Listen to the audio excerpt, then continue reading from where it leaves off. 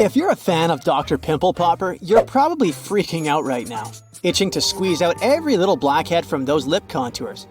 But this is actually a hill formation that you can find in Garb, Sudan. Knowing that perhaps makes it all the more creepy because it looks like the crack in the middle is swallowing up everything around it.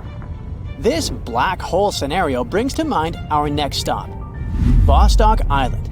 This eerie spot is a 59-acre coral atoll situated in the southwestern Pacific Ocean, about 400 miles northwest of Tahiti. If you check it out on Google Earth today, it looks like it's been totally blacked out, sparking all sorts of wild theories. People keep saying that this place is some top-secret base, or even a fictional island straight out of Lost. But what we see here is actually just a dense, dark green forest made up of Pisonia trees. Since nobody lives there and hardly anyone ever visits, the island is pretty much untouched by humans. This massive star, or mandala, is situated just outside Beatty, Nevada. It has got the internet all puzzled, with people trying to figure out if it's evidence of some kind of extraterrestrial activity.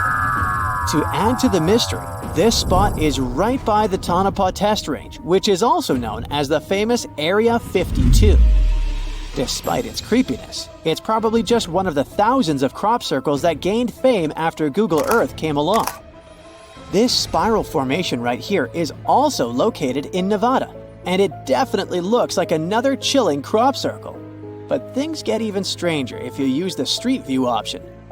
As you zoom in closer and closer, you'll notice that it's made up of carefully arranged rocks. This labyrinth, so to speak, is part of an open-air museum situated in the ghost town of Rhyolite. And if that's not creepy enough, take a look around and you'll see dozens of eerie men in white cloaks. Despite their lifelike appearance, these silhouettes are actually statues from an installation created by a Belgian artist in the 80s. Even stranger than stumbling upon a large circle on the ground is finding a bunch of them. Our next location in Wyoming is filled with peculiar circle structures to the point where it's hard to count them all. During the 20th century, this U.S. state shifted from a farming economy to an industrial one, dominated by the extraction of oil, gas, and coal. So, these circles are likely remnants of a tank farm. I mean, places where oil storage tanks used to be located. If you want to avoid nightmares, I highly recommend not searching for the mausoleum of Emil Becker in Poland. If you happen to find it by using the Street View mode, prepare yourself to face an abandoned place with the most terrifying sculpture there is. Oh, the creeps. Keeping on the spooky side, let's head to an isolated corner of Kazakhstan, where you can find a pentagram etched into the Earth's surface. This formation is huge, measuring roughly 1,200 feet in diameter. Before you jump to conclusions about this formation being related to some kind of underworld deity worship, it's worth noting that the pentagram actually turns out to be the outline of a park designed in the shape of a star. The star shape is marked by roadways, which are now lined with trees, making the star shape even more distinct in aerial photos. You can spot this peculiar symbol from quite a distance. At first glance, it might even resemble an otherworldly alphabet, as if a highly intelligent civilization is trying to send us an alert message. But this mystery is already solved. We are in De Hoge Veluwe, a Dutch national park located in the province of Gelderland. And these lines are actually part of the park's logo. Search for these coordinates to find what looks like a land formation straight out of an extraterrestrial landscape, or perhaps a set from Avatar. This place, located in Inner Mongolia, China, is believed to be a granite mine. But it's a bit of a mystery why it has such a striking blue tone on Google Earth. If you check it out on Microsoft Bing Maps, for example, the same location appears in a much more natural tone. In the Australian outback lies a massive geoglyph known as the Maori Man. Discovered in the late 90s, it appears to represent an indigenous Australian man hunting with a boomerang or stick. The figure stretches for more than 2 miles in length and about 1.6 miles wide. It has deep furrows carved into the ground, which adds to the complexity of its formation and origin. Despite efforts to uncover its purpose, its origin is still a mystery. This is Desert Breath, located in the Sahara. Like many things you have seen in this video, this formation also sparks speculation about it being created by extraterrestrial beings. But a quick Google search clears up that mystery.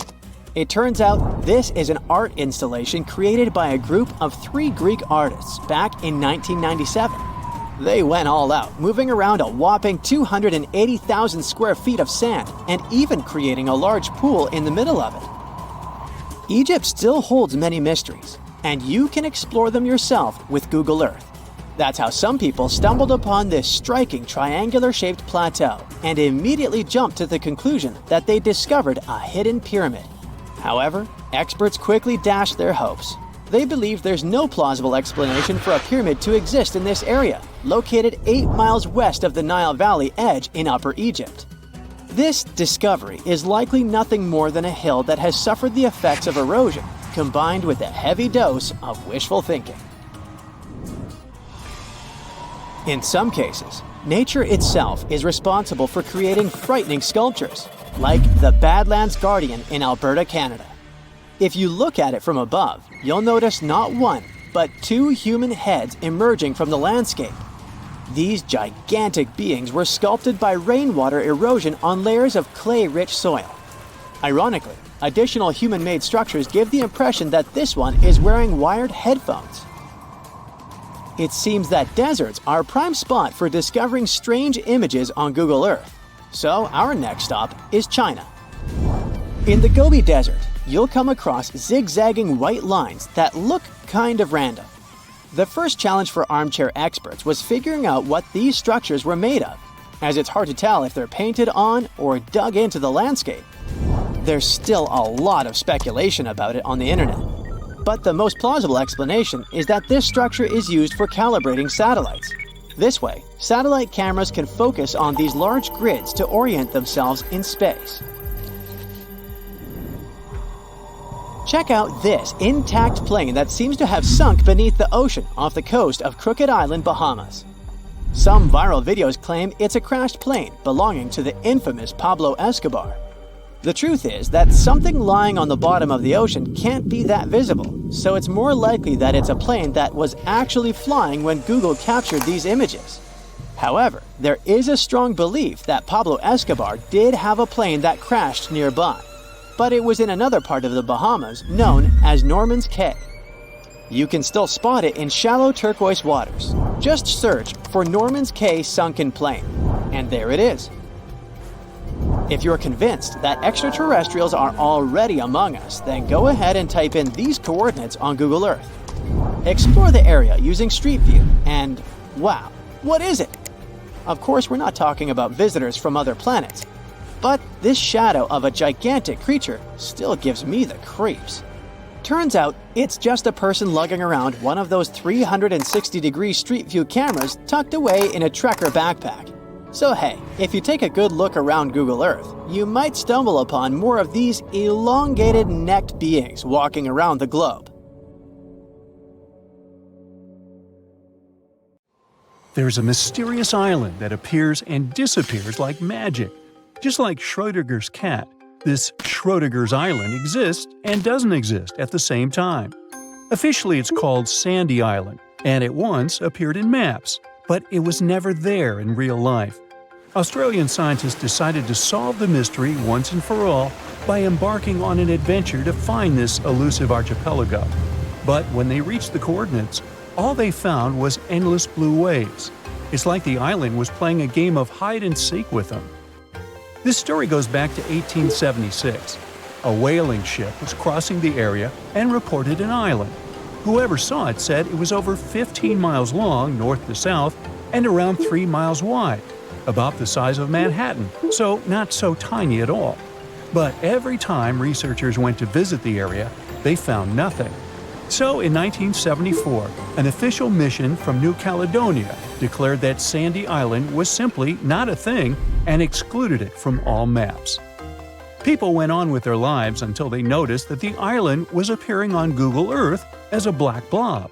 In 2012, another Australian expedition went out to check out the area to get some explanations. They had to write a eulogy for the long-lost island and explain what could have created this mess. For starters, mapping technology wasn't at its peak back in the 1900s.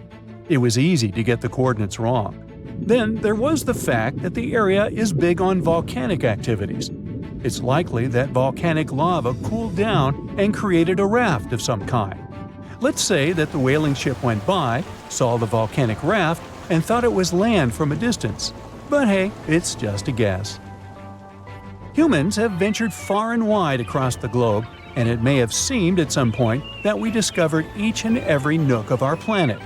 But when Mount Liko popped up on Google Earth, scientists were overcome with excitement. This hidden gem in northern Mozambique is no ordinary rainforest.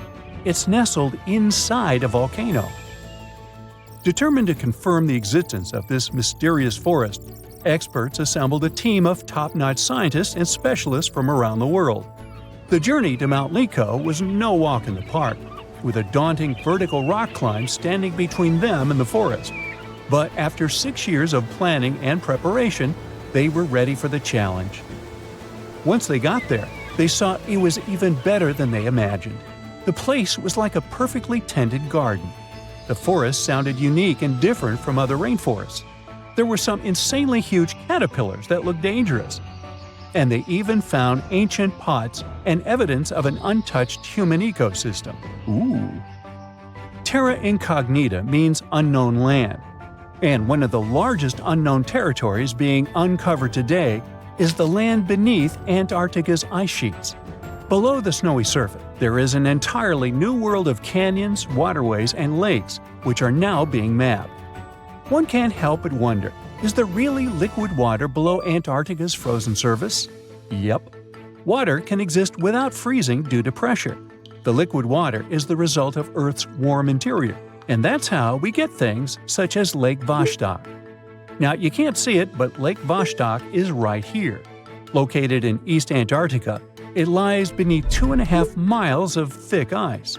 This huge lake is about 4,800 square miles. Humans could only discover it with the help of some top-notch technologies like seismic soundings and ice-penetrating radars. According to these scientists, it's likely that the lake has been there for up to 15 million years. Bhutan is on the map for, among other things, being the happiest country in all of Asia.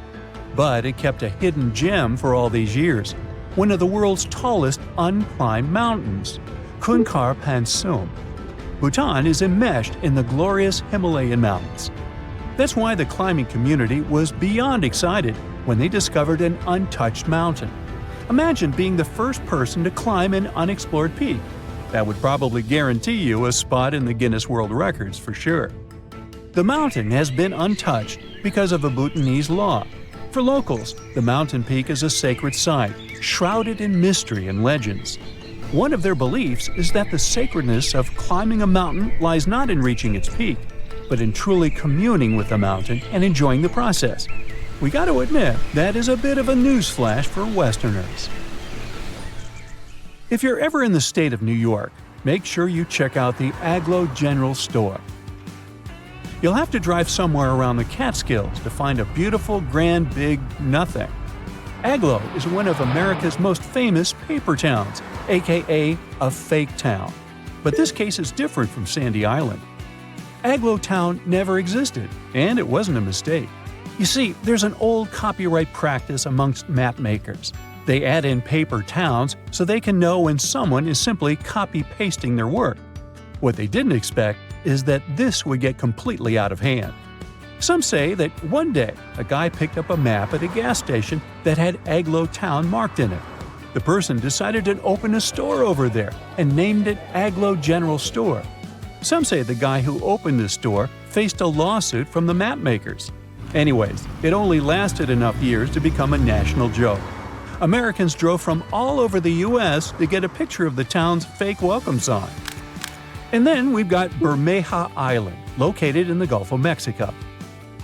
This funky island appeared on many maps of the 16th and 17th centuries. It was probably drawn by Spanish explorers. Sure, the exact location varied from map to map, and its name sometimes appeared as Bermeja, but its existence was certain enough.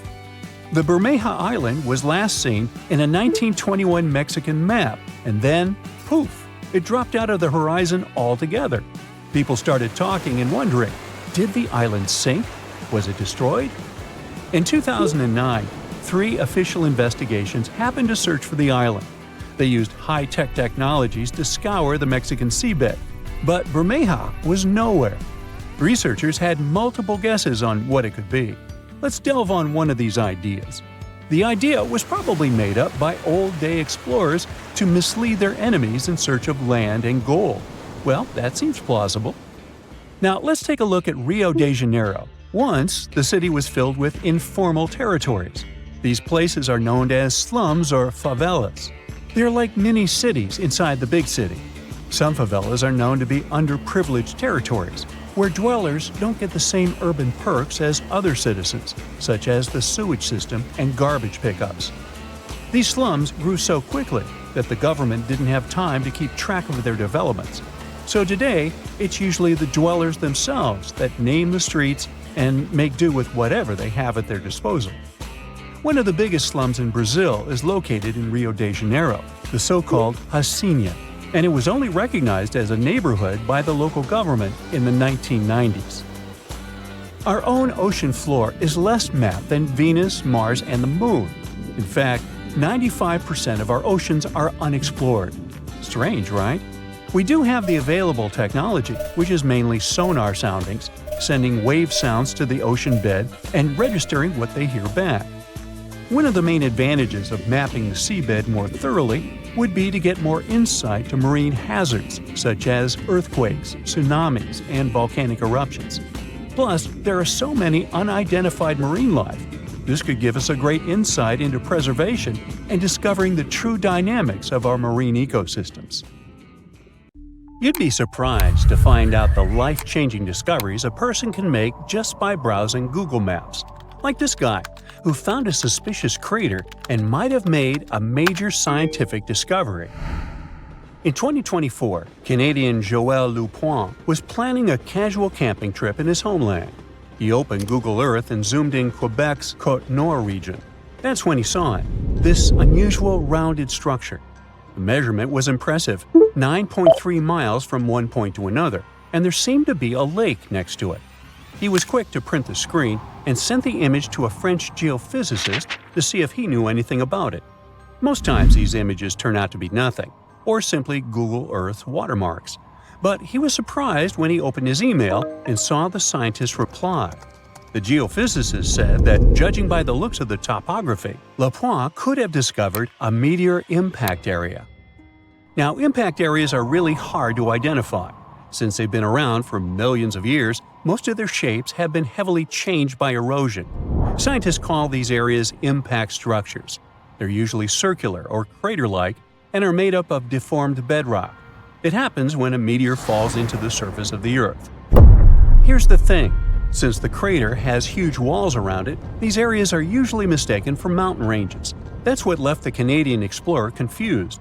But the French geophysicist that analyzed the case gave him hope. That weird formation in Quebec had been classified as a type of volcanic formation. After Lapointe brought this subject back to the agenda, scientists had to dig a little deeper to find the truth. Until this recent discovery, scientists thought the area looked like that due to some volcanic formation.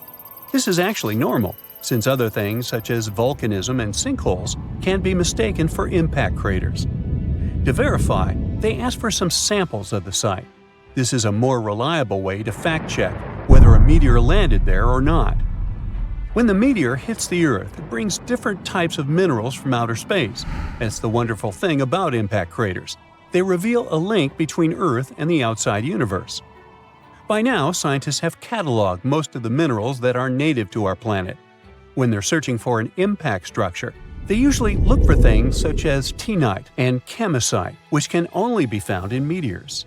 The biggest known impact crater in the world is the Vredefort crater, located in South Africa. This big thing was formed some 4 billion years ago.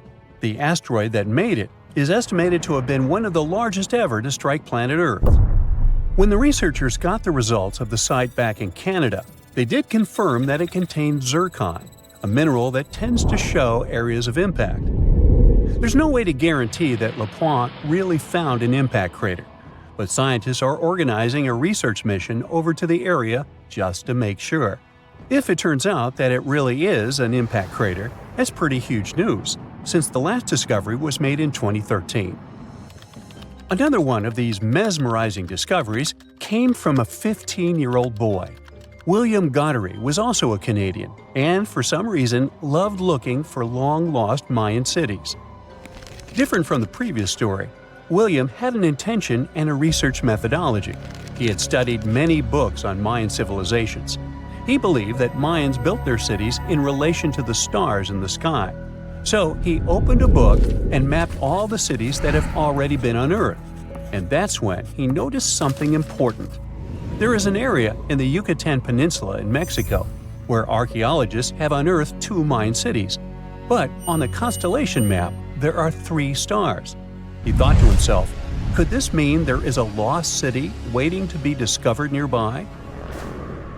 William Goddery is known to be a science genius and has even won an award for this constellation theory.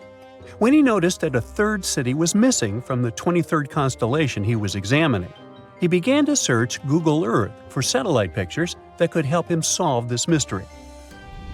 Advances in satellite tech have shed new light on long-lost Mayan cities such as Tikal. Located in the heart of the Guatemalan jungle, Tikal is believed to have been the capital of the ancient Mayan Empire.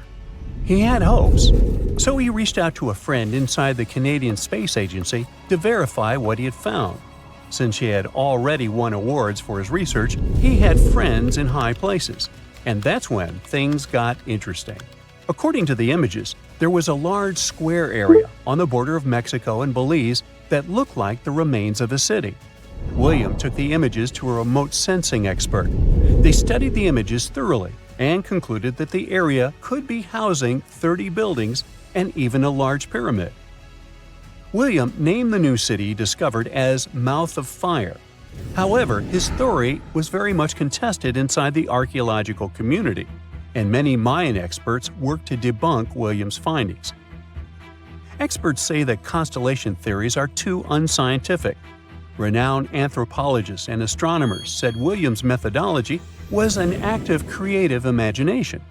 Still, a 15-year-old teen almost found a long-lost Mayan city, which is pretty exciting if you ask me.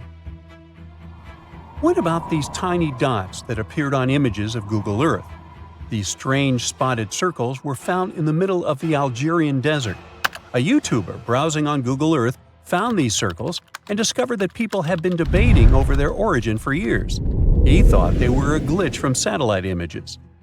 There are dozens of them, stretching for miles and miles in a straight line. They're far away from any town, road, or human activity, making it hard to understand if it was man-made or just a natural phenomenon. To settle this mystery, he interviewed the people who took Google Earth's pictures. He found out they were 100% true.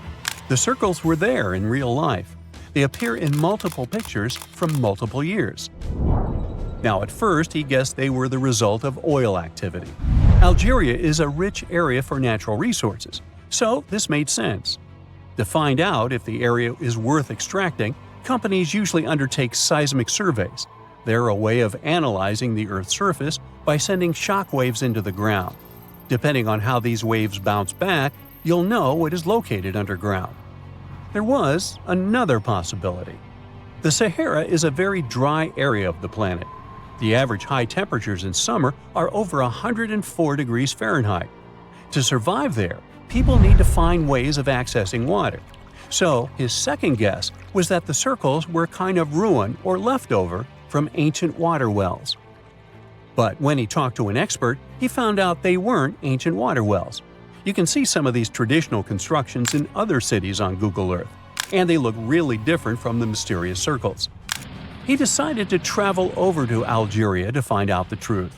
He drove 99 miles into the heart of the desert, and when he gets there, he sees it. a huge crater dug on the sand surrounded by 12 smaller holes. It kind of looked like the ancestor of a modern clock. There, he found something he couldn't spot on Google Earth: thin metal wires. When the curious YouTuber and his teams started to dig in the sand, they found old dynamite and some sardine cans. Apparently, they were hiding the truth. The Sahara Circles, as they were famously called, were not the historical leftovers of seismic surveying. Back at the time when these circles were made, this technology didn't even exist, but they were sure related to oil exploration. The dynamite holes were an ancient method of oil searching, and the sardine cans? Well, they were left by the workers who were exploring the region. Another Google Earth mystery solved. Behind those huge steel doors is one of the most guarded places on Earth. It's known as Site R, or the Raven Rock Mountain Complex. You'll find it in Pennsylvania. The construction is 60 stories underground and is said to be a safe place for people in case of a natural or human-made disaster. There's not a lot of information online about this mysterious place, but what we do know is that it's equipped with 38 communication systems. It's obviously not available for visits via Google Earth, but you can catch a quick glance at the two gates that face the complex. Vatican City is one of the most famous enclaves on Earth, and it's certainly worth a visit due to its wonderful architecture and vast list of art pieces to check out. One place, however, will always be off limits for visitors: the Vatican's secret archives. They have some of the oldest and rarest books on Earth. These archives are available only to a limited number of people, and since they have been visited by a small number of people so far, they also trigger a lot of weird theories. For example, that there may be books proving there's life outside our planet. If you're fascinated by shipwrecks, you'll be interested to know that one of the largest wrecks you can see on Google Earth is on North Sentinel Island, India. It used to be called the SS Jassim. It was a Bolivian ferry that sank in the area back in 2003. The reason why people can't visit it physically isn't because of the ship itself, but because the island is home to the world's most dangerous tribe. We don't really know how many people live there, but it was estimated that between 50 to 400 people call this place home. And they really don't like tourists. No person that tried to reach them survived. Also, to protect them, their privacy, and their special status, the island is closely monitored by the Indian authorities. That's mostly because it's believed the locals don't have any immunity to modern diseases. So being in contact with foreigners might be dangerous for the tribe's people, since they've never seen the outer world. A huge pink bunny appeared seemingly out of nowhere in the Italian Coleto Fava Mountains back in 2005. Besides the locals, some people stumbled upon it online too. They were puzzled by the discovery. Unfortunately, that 200-foot-tall bunny is completely gone today. You can still find the images of it online though. The unusual object was designed by artists from Vienna. They encouraged tourists to climb, jump, or even take a nap on top of the large rabbit. The whole purpose of the project was to allow people to experience what it would be like to live as smaller creatures. The bunny didn't have any removal date at the time it was placed there and was expected to last at least until 2025. But Mother Nature had other plans. A Japanese artist decided to move back to her little home village named Nagoro. But she soon found out that most of her neighbors were moving to bigger cities. To deal with loneliness, she started putting together scarecrow-like dolls, or kakashi, and placing them all over her garden. She didn't stop there though. The artist soon began doing the same with many other places in her village, creating dolls and placing them as if they were taking part in various human activities. These dolls keep moving around too, but the woman likes to stay true to her story and insists she doesn't touch them. You can see the images of this quirky village on Google Maps. This weird portal was discovered via online maps in New Baltimore, New York. It gave people all sorts of bad dreams. With spooky-looking buildings and all sorts of blurry figures, this area soon became a source for many weird internet theories. Turns out it was nothing more than a technical issue, which resulted in those images being rendered in a distorted manner. Either way, if you look for these images on Google, you won't be able to unsee them. This cute miniature world map was created by an artist from Denmark. He continuously worked on this tedious project from 1944 until 1967, using mostly his hands and just a few tools for moving heavy rocks around. He gathered stones at the edge of the water, then recreated the map of the world on the surface of this lake. During the winter, he was able to use a sled to transport larger pieces of rock over the ice and then place them in the perfect position. Apart from the continents themselves, the map also features rivers and lakes, as well as some other famous landmarks. Care to have a look at a sea without any coasts? Search for the Sargasso Sea. You'll find it in the northern Atlantic Ocean. This weird sea is surrounded by 4 ocean currents and no dry land at all. It got its name from the seaweed that grows there, sargassum.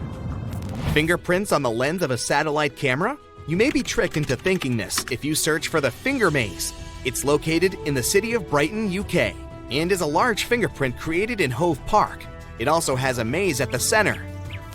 It can be really hard and time-consuming to look for wild animals on Google Earth, but the Geo browser does have a nice feature that can help if you're eager to see hippos and flamingos in their natural habitat. Try Googling animals from above and start scrolling through these images. This unique feature can take you from Kenya to Namibia and even all the way to Antarctica, where you can see emperor penguins. There are some places on Google Maps that, for specific reasons, aren't available for the online public, like the Royal Palace in Amsterdam. If you head over there via Google Earth, you'll see that everything around the Dutch Royal Palace is still visible, like the vegetation and roads, but the construction itself is blurred from all angles. That's probably because local authorities want to keep the unique views of the palace for the eyes of physical visitors only. The same goes for the Tantaco National Park in Chile. This one is a privately owned nature reserve that can only be seen on Google Maps from a distance. Once you reach a certain point, the zoom feature stops working. Some people say that since it's a nature preserve, it may be home to some endangered species, and extreme measures are taken for their protection.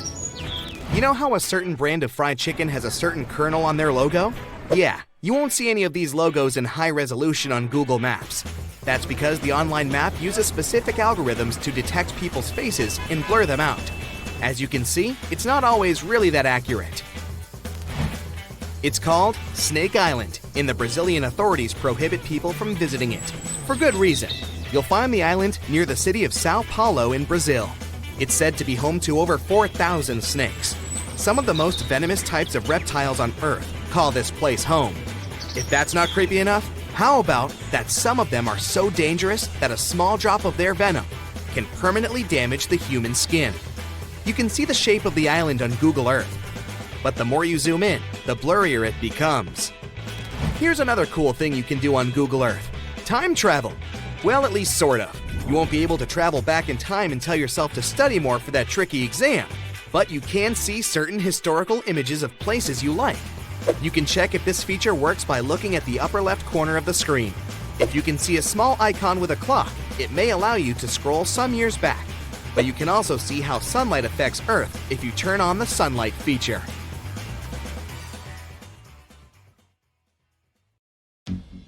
So what comes to your mind when you hear the word Antarctica?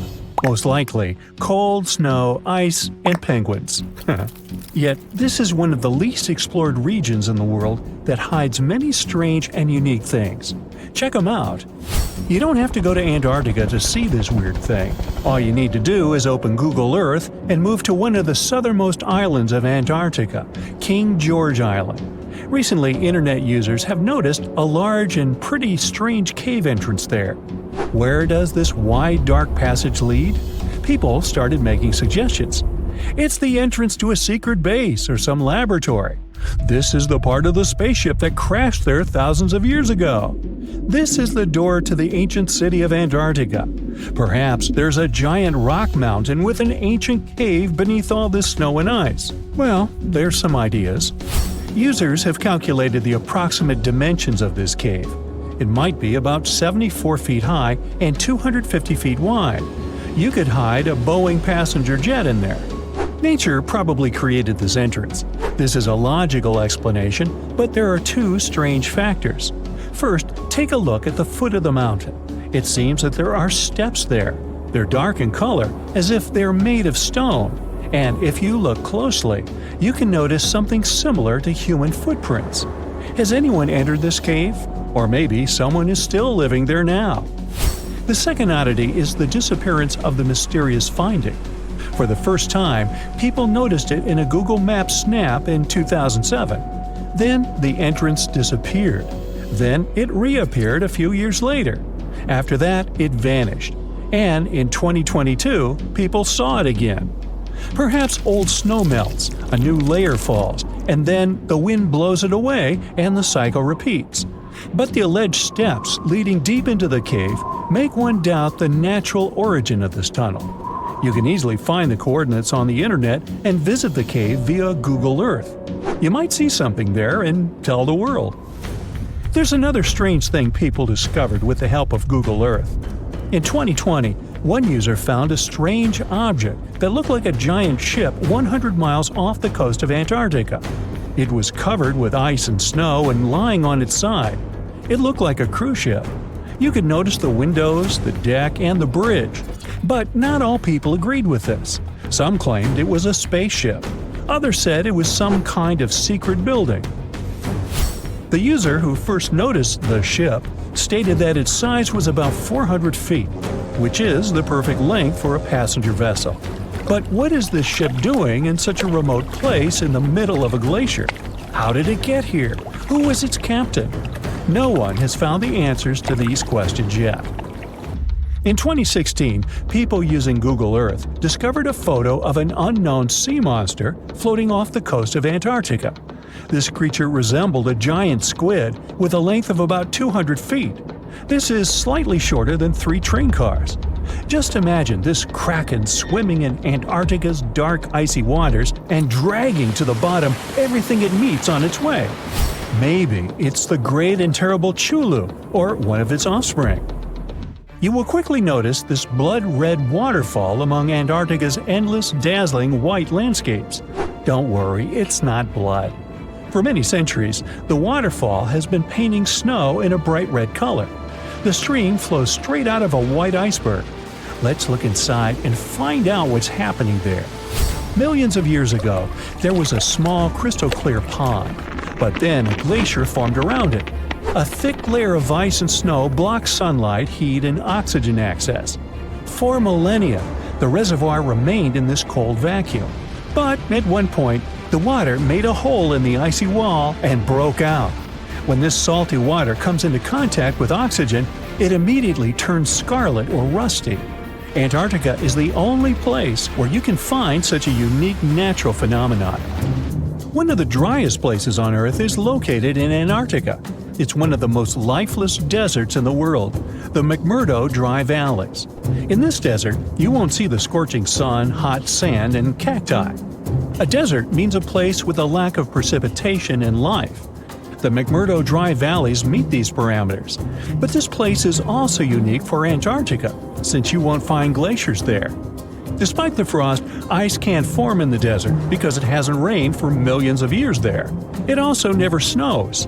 A strong wind coming from the mountains reaches speeds up to 200 miles per hour. It would be difficult for you to stay on your feet there. The wind is filled with moisture. It heats up and evaporates all the liquid and snow in the desert because of its high speed. Only dry air reaches the ground. But you can find several lakes there.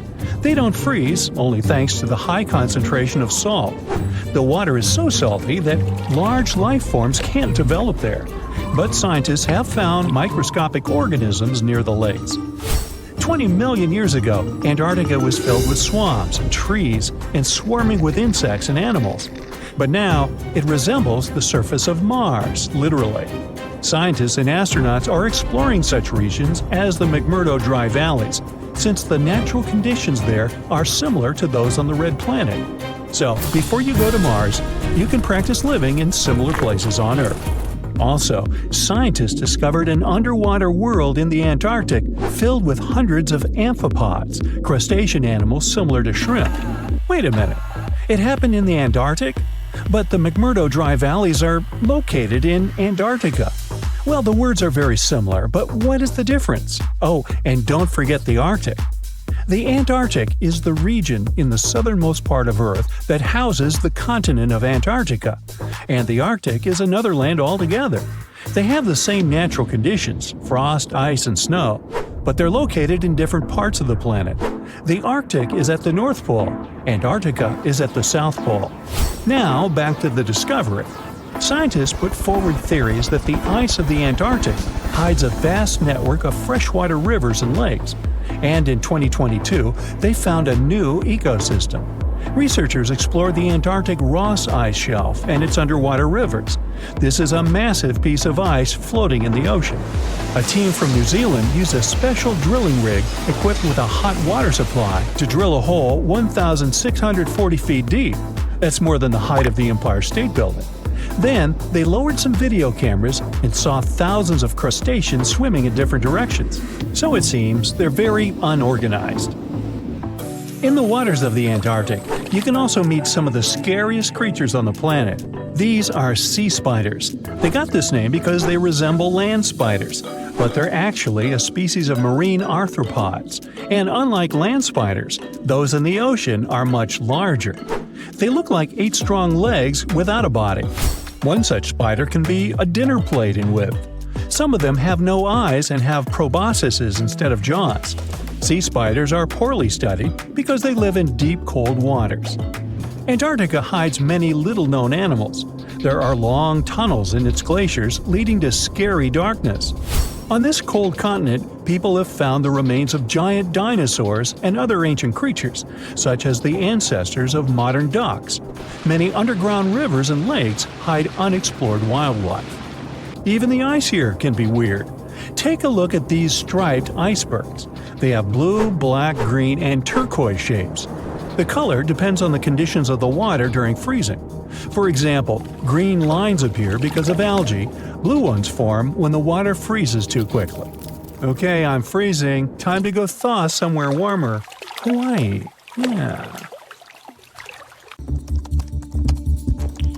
You're traveling through Google Earth to find the perfect vacation spot when suddenly you come across something pretty unusual. It's a desert, ocean, forest, and lake all in one place. Lake Repa in Senegal got its pink color from the algae producing a red pigment absorbing sunlight. White beaches and sandy dunes separate the lake from the Atlantic Ocean. The best time to see it is from November to June, during the dry season when it's the brightest. Around 3,000 people work at the lake every day, collecting salt that it's full of. Because of that, the fish living here are 4 times smaller than those in a normal environment. The lake is also famous because the Dakar Rally used to have its finish line here. You reach for a soda and accidentally scroll down from your new favorite destination. 2 minutes of scrolling later, you realize you've found an introvert's dream. The island of Tristan da Cunha is an active volcano that hosts the most remote permanent settlement in the world. It's home to around 250 people, and their nearest neighbors are 1,800 miles away. Talk about distant relatives. The only way to get there is by boat, and it's a 6-day-long trip from Cape Town. You need special permission to set foot on the island, and ticket sales are super limited. Well, let's scroll back to civilization. The Atacama Desert in Chile looks like a pretty empty place, except for, is that a giant hand? This art piece, by a local artist, is about as tall as a telephone pole. They have to scrub off words and phrases left on the hand by vandals who travel here despite the remoteness of the structure. We still have plenty of places to go, so let's move on to, wow, looks like there's a bird inside a volcano in the Mexican state of Baja California. A team of over 100 people worked on this piece of art. They wanted to create an identity for a local tribe that believes vultures are wise teachers for humans. Yeah, vultures.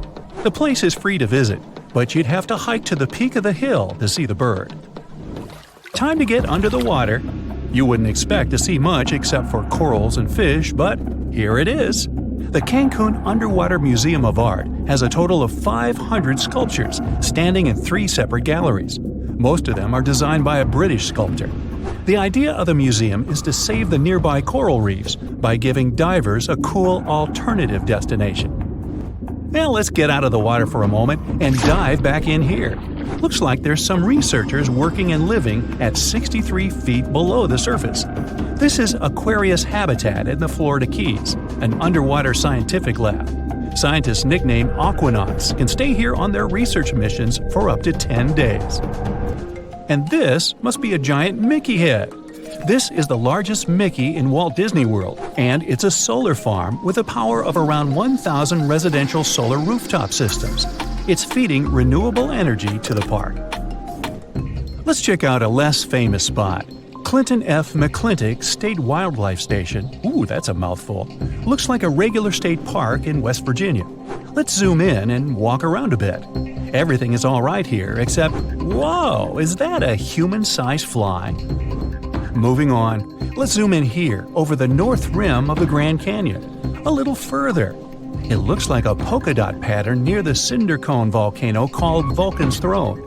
The desert around the canyon is home to plenty of red harvester ants. What you see here is their nesting mounds surrounded by bare grounds. Scientists call it the Las Vegas of ants. All the way on the other side of the world, in England, there is a dinosaur casually walking down Balderton Gate in Newark-on-Trent. Must be the only surviving T-Rex. Scrolling further, and is that another dinosaur in the water? Let's take a closer look. Turns out it's not a dinosaur, but a giant snake skeleton off the shore of the Loire River in France. It looks different day to day depending on weather conditions and tide levels. And no, real snakes don't have skeletons like this. This is how the Chinese artist who created it saw the serpent. Let's visit Africa again. What is this giant spiral on the ground? Could it be a secret message or maybe a portal? The ancient Egyptians probably left it centuries ago. In fact, it's an art installation called Desert Breath from 2007. The artwork covers 1 million square feet. The idea was to celebrate the desert as a state of mind. Hey, my mind has been a desert for years. Off the coast of Sudan, there's one of the largest shipwrecks you can find on Google Earth. It's a Bolivian cargo ferry that sank in 2003. Let's go further east. There are about 260 mysterious stone triangles in Saudi Arabia. They point toward a bullseye also made of stone. If you scroll a bit further, you can also notice desert gates with 2 thick walls. The purpose of the gates is still a mystery. Are those huge weird wheels on the ground? The ones in Jordan are all different in design. Some of them have spokes positioned in such a way to align with the sunrise on the winter solstice. Scientists believe the wheels in the Black Desert were built around 8,500 years ago. When flying over Kerala, India, you can't miss a huge vulture. It's the largest bird sculpture in the world, as tall as a bowling lane and as long as the height of the Leaning Tower of Pisa. The name of the bird is Jatayu, and it symbolizes the protection of women, their honor and safety. Next point, let's zoom in on it. This tiny island lies in a crater lake on an island called Volcano Island in Lake Taal, on the Luzon Island in the Philippines. There's another island in a lake on an island in a lake on an island in Canada's Nunavut territory that is thought to be the largest in the world. No human has set foot here, and it even has no name. It was discovered by Google Earth fans. The coldest, driest, and windiest continent of Antarctica must be hiding some mysteries too, like this cute creature off Zacelli Station. Could it be a giant extinct megalodon? It was the largest fish that ever lived, about 3 times as big as the largest sharks in the ocean today. Scientists found their fossils off the coast of every continent except Antarctica. So this could be a groundbreaking discovery if it turns out to be a real one. Hey, looks like there's another sea monster north off Antarctica. Could this black hole be Kraken himself? It used to scare sailors off the coasts of Norway and Greenland, so it probably moved to Antarctica over the centuries that it hadn't been seen. It had been probably inspired by a giant squid, so nothing is impossible with this one. Some locations on Google Earth are blurred for different reasons, like this one, the Yard of Orange Trees in Almeria, Spain. There's an administration office and a courthouse in the rectangular yard. The first orange trees were planted here in the 15th century. You can visit the yard in person, but can't see it on Google Earth. It's not clear why Google decided to blur Kos International Airport on the Greek island of Kos. It's a popular tourist attraction that gets plenty of visitors, especially during the summer months. Half of Moruroa Island in French Polynesia is clear, and the other half is blurred. You can't visit either of the parts anyways, as it used to be a place for nuclear tests. Sandy Island off the coast of Australia has been blurred out on Google Maps since 2012. It was discovered by Captain James Cook back in the late 1700s and could be seen on maps for 200 years. Then, Australian scientists set on a voyage to find it. All they saw was open water instead of an island the size of Manhattan. It must have been a mistake of cartographers who had first put it on the map. Oops. Antarctica. It was once a green land full of dinosaurs, but now it's a frozen continent bigger than that of the US that doesn't belong to anyone. It isn't hard to find. Wherever you go, just go south until you get to the big icy thing at the south pole of our planet. It lies within the Antarctic Circle, and it's the largest single mass of ice on Earth. The continent is bigger than the US and even bigger than all of Europe. And still, Antarctica was officially discovered recently. Scientists hadn't known of its existence until 1820. After the discovery, it took another 2 decades to confirm it was a whole new continent, and a few more decades after that to decide on a name. In Antarctica, anti means the opposite, so Antarctica literally means the opposite of the Arctic. Now, even before scientists discovered the land, ancient Greeks already theorized that there must be a southern continent to balance out the Arctic in the north. Also, some scientists who studied Polynesian artwork and oral history believe that Polynesians found the continent over a millennia before the Europeans did. Anyways, today we all know of this icy land at the South Pole. Because of its location, there are just 2 seasons there, summer and winter, and both last 6 months. In summer, it's a bit warmer, and the continent exists in pure daylight. And in winter, it's dark all day long. 98% of Antarctica is ice. This continent alone stores 60% of the planet's fresh water. And yet, despite all those water reserves, Antarctica is the biggest desert in the world. By definition, a desert is an area with sparse vegetation and little snow or rain. Notice that plenty of sand isn't a necessary condition here, even though the continent does have some sand and even sand dunes. It also gets a lot of wind. Antarctica is the windiest continent on Earth, and wind speeds can reach 200 miles per hour. That's even faster than hurricane winds. The little snow the land gets never melts. It just builds up over time, for centuries and millennia. So there's a thick ice layer there. This makes Antarctica full of hidden secrets. There's a whole new world underneath its ice. For example, there are a lot of mountains on the continent that are like 9,000 feet tall. It's taller than 3 Burj Khalifas stacked on top of each other, if we must, and that's currently the tallest skyscraper in the world. But we don't see all those mountains because they're all hidden under the ice sheet that's almost 16,000 feet thick. There's also a lake down there, beneath over 11,000 feet of snow. The lake is called Lake Vostok, named after Vostok Research Station, under which it's located. Originally, it was just a hypothesis. Over a century ago, a scientist suggested that the huge pressure created by tons of ice could decrease the melting point of ice in the lowest layers of the ice sheet, creating liquid water, which could form a lake. He didn't prove his ideas in his lifetime, but others continued his work and confirmed that this theory was true. There's also a canyon in Antarctica, hidden underneath huge masses of snow too. It's deeper than the Grand Canyon we have in Arizona. There is a mountain range that divides the continent into 2 parts, East Antarctica and West Antarctica. The western part of the continent is experiencing higher temperatures and is starting to melt. If West Antarctica melts and releases its stored water, it will raise the average global sea level by about 16 feet. That will be enough for some cities all over the world to completely disappear. Perhaps the first to turn into a water world will be Thailand's capital, Bangkok, which is just 5 feet above sea level.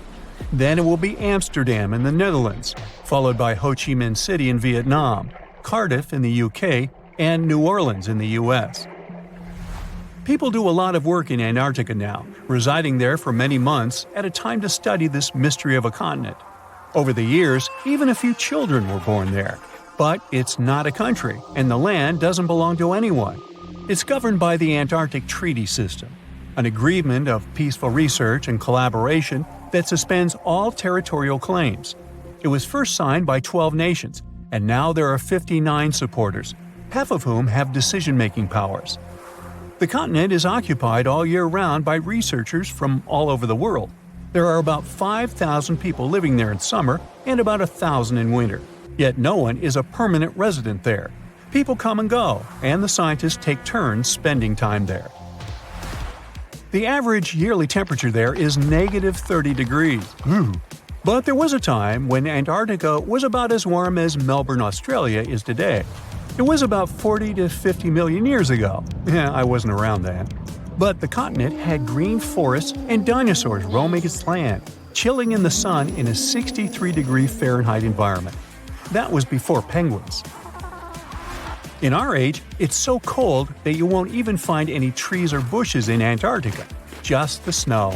The only plants that can thrive in such extreme temperatures are lichens, moss, and algae. People can't stand such freezing conditions for lengthy periods of time either, so the continent has never had any indigenous population. Well, that is, if we don't count penguins, seals, whales, and a few other types of birds that live there now.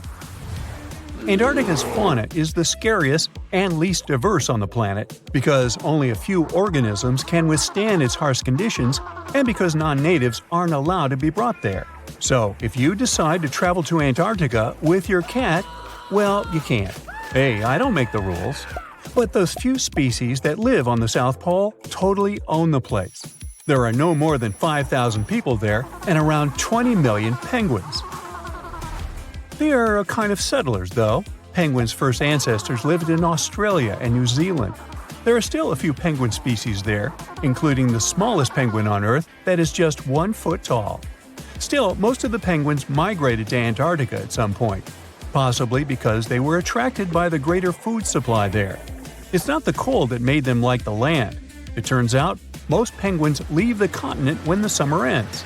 The only ones that stay there are male emperor penguins, and they do it to warm and protect eggs left by their mates. But where do all the other penguins go? At first it was a big mystery even to scientists, but then they attached some tiny location devices to the legs of a few of these animals and figured it out. Penguins go to live in the southern oceans while it's too cold in Antarctica. None of them go ashore for half a year until they get back to the continent. When they come back, it's when those eggs, left for male penguins to nurture, start hatching, and so penguin families can be together when it happens. Penguins eat different fish, and the ocean is full of those despite its cold temperature. In some areas, water can reach below freezing temperatures because it's salty. But fish don't freeze there because they have antifreeze proteins in their bodies. Then there are also about 1 million seals in Antarctica. They like fish too, and they can hold their breath underwater for 2 hours. They see way better underwater than in the bright light of the day, and they also use their whiskers to locate food. Their breathing holes in the ice can freeze while seals are away, and they must use their teeth to make a new one. Seals can even sleep underwater and then resurface occasionally to get some air without waking up. I can appreciate that. I'm about to introduce you to a place where the laws of physics take a vacation. Welcome to the mystery spot, where you can witness all kinds of implausible things that will leave you scratching your head in disbelief. Don't worry, it's not sorcery or witchcraft. It's just some clever optical illusions that mess with your brain and make you question reality. Back in the day when the Great Depression was hitting hard, people needed some fun distractions. That's how the entertainment industry gave birth to the concept of mystery spots. One of the most famous mystery spots is the one near Santa Cruz, California. The name is all intrigue and mystique, isn't it? Once you step inside, you'll see people standing upright on a slanted floor or at impossible angles on a flat surface. You'll see a ball rolling up a ramp defying gravity and logic. It's like being in a funhouse but without creepy clowns. The site is known for its gravity-defying demonstrations, which appear to bend the laws of physics, both on the short uphill walk and inside the wooden building on the site. Misperceptions of the height and orientation of objects occur here. These visual illusions include balls rolling uphill and people leaning farther than normally possible without falling down. Psychologists at Berkeley state that all of the misperceptions stem from the simple fact that the house is slanted at a 20-degree angle. The next stop is again in the USA, but this time at Hoover Dam in Nevada. Here, gravity seems to play with us too. Try this experiment if you ever happen to go there. Pour water from a bottle over the dam. you will witness that instead of going down, the water will start flowing upward. The reason behind this is a very powerful updraft that the structure of the dam creates. In other words, the water gets carried upward by the wind. This trick is not unique to the dam, as there's a reverse waterfall in the Faroe Islands. It occurs due to a wild weather phenomenon known as an inverted waterfall. Imagine a gigantic whirlwind of ocean spray swirling up a steep, 1,542-foot high rocky cliff. So how does this crazy phenomenon happen, you ask? Well, it's all thanks to a spiral column of air that rotates near high and steep cliffs, creating a mini tornado effect.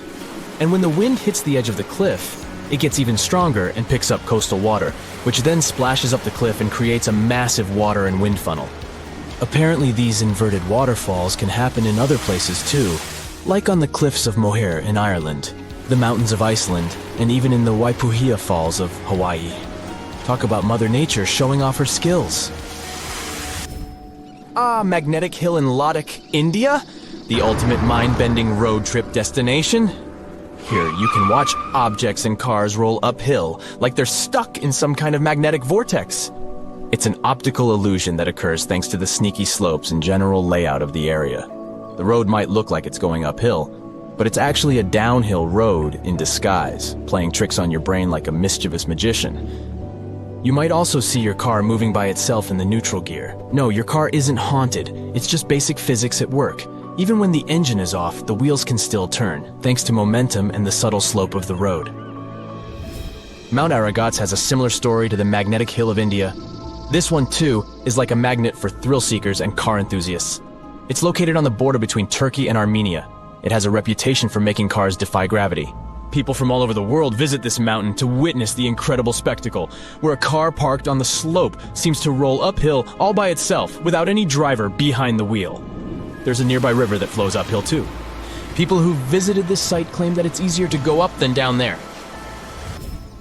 Number 6 on the list is the Golden Boulder from Myanmar. The rock looks like it's about to tumble down the hill at any moment, but it's not going anywhere. It's been sitting there for over 2,500 years. The rock is the centerpiece of a stunning pagoda that sits on top of it, towering 49 feet above the ground. According to legend, the rock is held in place by none other than a strand of Buddha's hair. It's no wonder that this place is one of the most important Buddhist pilgrimage sites in Myanmar. The rock was chosen by a celestial king who was impressed by a Buddhist monk's incredible asceticism. So, he used his supernatural powers to carefully place the rock in its current spot, where it looked like the monk's head. If that's not enough, it's said that only a woman can move the boulder. That's why women aren't allowed to touch it. So, if you're up for an adventure, head over to this magnificent rock and pagoda and witness this gravity-defying feat for yourself. Back to the US. Oregon Vortex is located on Sardine Creek, Oregon. It's a tourist attraction that's been around since 1930. The owners of the attraction claim that it's some paranormal activity, but it's pretty obvious some clever optical illusions are involved. Legend has it that even before the attraction was built, Native Americans in the area warned that this land was forbidden, and horses refused to go there. But then, some gold miners built an assay office there in 1904, and the building ended up sliding to a wonky angle. Now picture this. You're in a cozy spot, away from city light pollution, staring up at billions of stars putting on a sparkling show above you. But if you're lucky enough to be in Marfa, Texas, you'll get a little something extra. Mysterious orbs decide to join in on the fun, shining bright like a diamond, and they've been doing it for over 100 years. But what are these glowing orbs called Marfa lights? Well, everyone has their own theories. Some people think they're just car lights from the nearby highway, but that's no fun. Others believe that these orbs are actually sentient beings trying to convey some sort of important message to us, mere mortals. Imagine standing at the edge of a stunning lake, admiring the picturesque view of a majestic volcano. Suddenly, you hear a loud boom and flames shoot up into the air like a fireworks show gone wild. But don't worry, it's not an eruption, it's just the Kauai'an Lake and volcano doing its thing. This fiery spectacle is caused by a natural phenomenon where sulfuric gases burst through the rocks and ignite upon contact with the outside air. The result? Flames that soar up to 16 feet in height, burning blue like the coolest neon lights you've ever seen. And if that's not enough, the liquid sulfur that streams down the mountain looks like a molten river of electric blue lava. It's equal parts terrifying and breathtaking, and a sight you won't soon forget. Speaking of unforgettable things, the Richat structure in Mauritania has been an eye-catching enigma for astronauts since the dawn of the NASA space program. This circular feature in Earth's crust was created by a raised dome that was eroded over time, revealing the original flat rock layers. As you move from the center of the structure outward, you travel back in time, as the older rock layers are exposed in the middle. This geological phenomenon is made up of sedimentary and igneous rocks and measures 28 miles across. From space, you can see several faults where the rock layers have shifted and have been pulled apart. The Richat structure is situated in the heart of the Sahara Desert. There you go. This is our version of the top 10. Would you add something else to this list? If you walk through this small stone doorway in Hierapolis, Turkey, you might never come back alive. Back in ancient times, people thought it was some sort of portal to the underworld.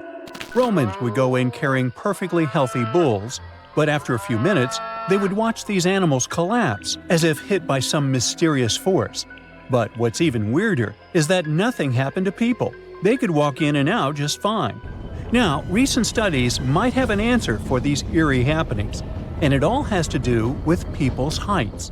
The gate, known as Plutonium, named after Pluto, the deity of the underworld, is a stone doorway leading to a small 32-square-foot cave. But the real danger is what is going on beneath it. Hierapolis is a super active geological area, and there's a big crack under the city that constantly emits volcanic carbon dioxide, which comes up as a visible mist. During the day, the sun dissipates the gas. At night, the gas forms some kind of a carbon dioxide lake on the sheltered arena floor. At dawn, you need to get out of there before it's too late. This whole place can turn particularly life-threatening right before the sun rises, when the carbon dioxide concentration, about 15 inches above the arena floor, reaches 35%. That means birds, bulls, and even humans can suffocate and pass away in just a couple of minutes. But there is a scientific reason that explains how Romans could get out of there unharmed. The carbon dioxide concentration drops quickly with height, so animals perished while their handlers, being taller and standing up, could walk out and breathe safely. Most people can't stay inside the Bagarn fort after sunset. This 16th century fort, located about 146 miles from Delhi, is known as one of the most haunted places in India. During the day, the area is bustling with visitors who can walk through the main gate of this once grand fort city and check out the ruins of temples and palaces. But they will also see this big sign at the gate that dramatically warns everybody that all access is strictly forbidden after dark. That's probably because at night, according to locals, women can be heard screaming and crying in that place, along with the sounds of bangles breaking and strange music. Others have reported seeing shadowy figures and flashing lights among the ruins, or even smelling a strange perfume floating around. Yawata no Yabushirasu is one of Japan's most restricted forests, located in Ichikawa. The forest itself is a small area, covering just a little more than 40 square yards, and it is mostly a thick patch of mosu bamboo. Its location next to a parking lot and modern buildings makes it seem less intimidating, but don't be mistaken by its appearance. Since at least the 19th century, people have said that anyone who enters this forest is bound to disappear and never be seen again. So, as soon as you arrive, a sign near the forest tells you about its history and the curse believed to be linked to it. Some rumors suggest the creepy presence of an ancient samurai lord walking around. Other legends say that the forest hides a bottomless pit filled with poisonous gas. Whether these stories are true or not, today, the area is enclosed by stone walls, and entry is still strictly prohibited.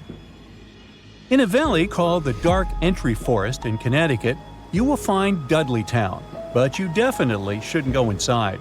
Not only has the land been private property since the 1920s, but it is also known as one of the spookiest places on Earth.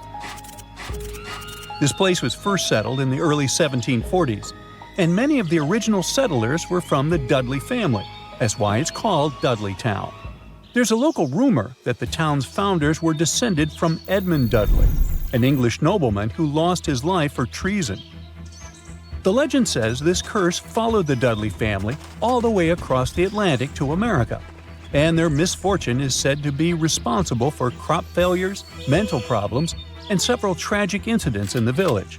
Again, it is all just rumors, since historians haven't found any real evidence to support these claims.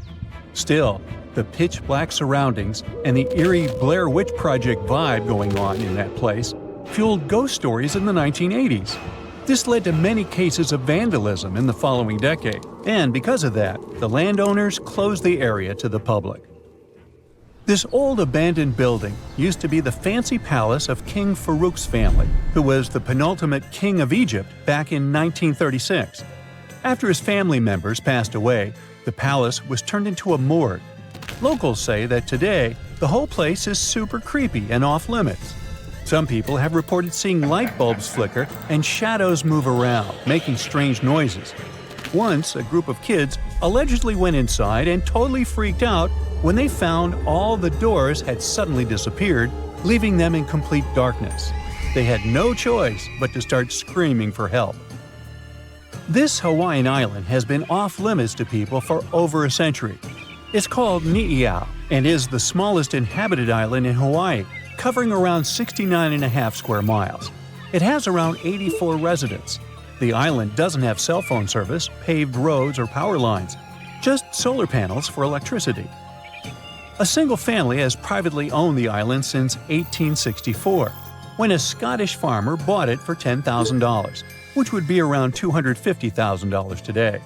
The island has stayed in the family, passing down to its descendants, the Robinsons. They have kept it private ever since, so access is highly restricted and basically by invitation only. The Erdstall tunnels are a network of about 2,000 mysterious underground passageways mainly found in Central Europe, especially in Austria and Bavaria. These tunnels are usually narrow and cramped, often just wide enough for one person to squeeze through at a time, and they are believed to date back to the Middle Ages, as far back as the 12th century. What's really puzzling about these tunnels is their purpose. Despite a lot of research, nobody really knows why they were built. There is a theory that they were used for storage, but since many of them are below the water line and occasionally get filled with water, that doesn't seem very practical. These tunnels have very light, almost claustrophobic sections and sudden drops, which doesn't seem practical for other straightforward uses like escape routes, hiding places, or even spiritual purposes. To make things even more mysterious, there is a complete lack of artifacts, which makes it even harder for researchers to figure out what these tunnels were really for. Since 2019, adventurous people can get arrested if they try to climb this rock. Uluru, also known as Ayers Rock, has been off-limits because it is now considered a sacred site for local communities. But the fact that it is also extremely dangerous probably played a big role in the decision to close it off to visitors. This rock is 1,142 feet high, which is about the height of an 80-story building. The climb to the summit can be very slippery, and high temperatures, which can hit 116 degrees Fahrenheit in the summer, have led to people passing away from dehydration and heat-related issues. Something even creepier happens at the top of the rock right after storms. When it rains, small tadpole-like crustaceans called shield shrimp hatch in temporary waterholes and rock pools on top of Uluru. These extraterrestrial-looking creatures are about 3 inches long, and they spread their super resilient eggs everywhere. When enough summer rain comes, they hatch and go wild, feeding on microorganisms and bacteria in the water. How these strange creatures end up in the fleeting pools on top of Uluru is still unclear, but the most likely explanation is that their eggs might travel there with the wind. "Oh, that's really weird," Susie says, looking at a tree with a yellow bandage tied to it. She's been walking around a strange forest in southern Japan for an hour, and it seems she's got lost. She hung the bandage on the tree 30 minutes ago and started to walk right away from it. She didn't turn anywhere. She was walking straight. And then, half an hour later, she returned to this tree. Susie couldn't have gone far from the nearest settlement. She feels the forest is trying to deceive her. The trees are moving to not let her out of this place. All this looks like a horror movie. As night comes, a mysterious, invisible monster should appear and hang creepy crafts made of sticks on branches. Anyone would have panicked and started screaming for help, but not Susie. She smiles in the face of any danger. Besides, her phone and internet are on, so everything is fine. She takes a few steps to the side and ties a blue bandage to another cedar. Then she starts walking along a narrow path, moving further and further away from the marked tree. She notices something. The path has a slightly curved shape. Susie starts running forward and returns to the marked tree 10 minutes later. All this time, she's been just walking in a circle. Susie walks away to another tree and notices another curved path here. She takes her phone, opens online maps, and looks at her location through satellite photos.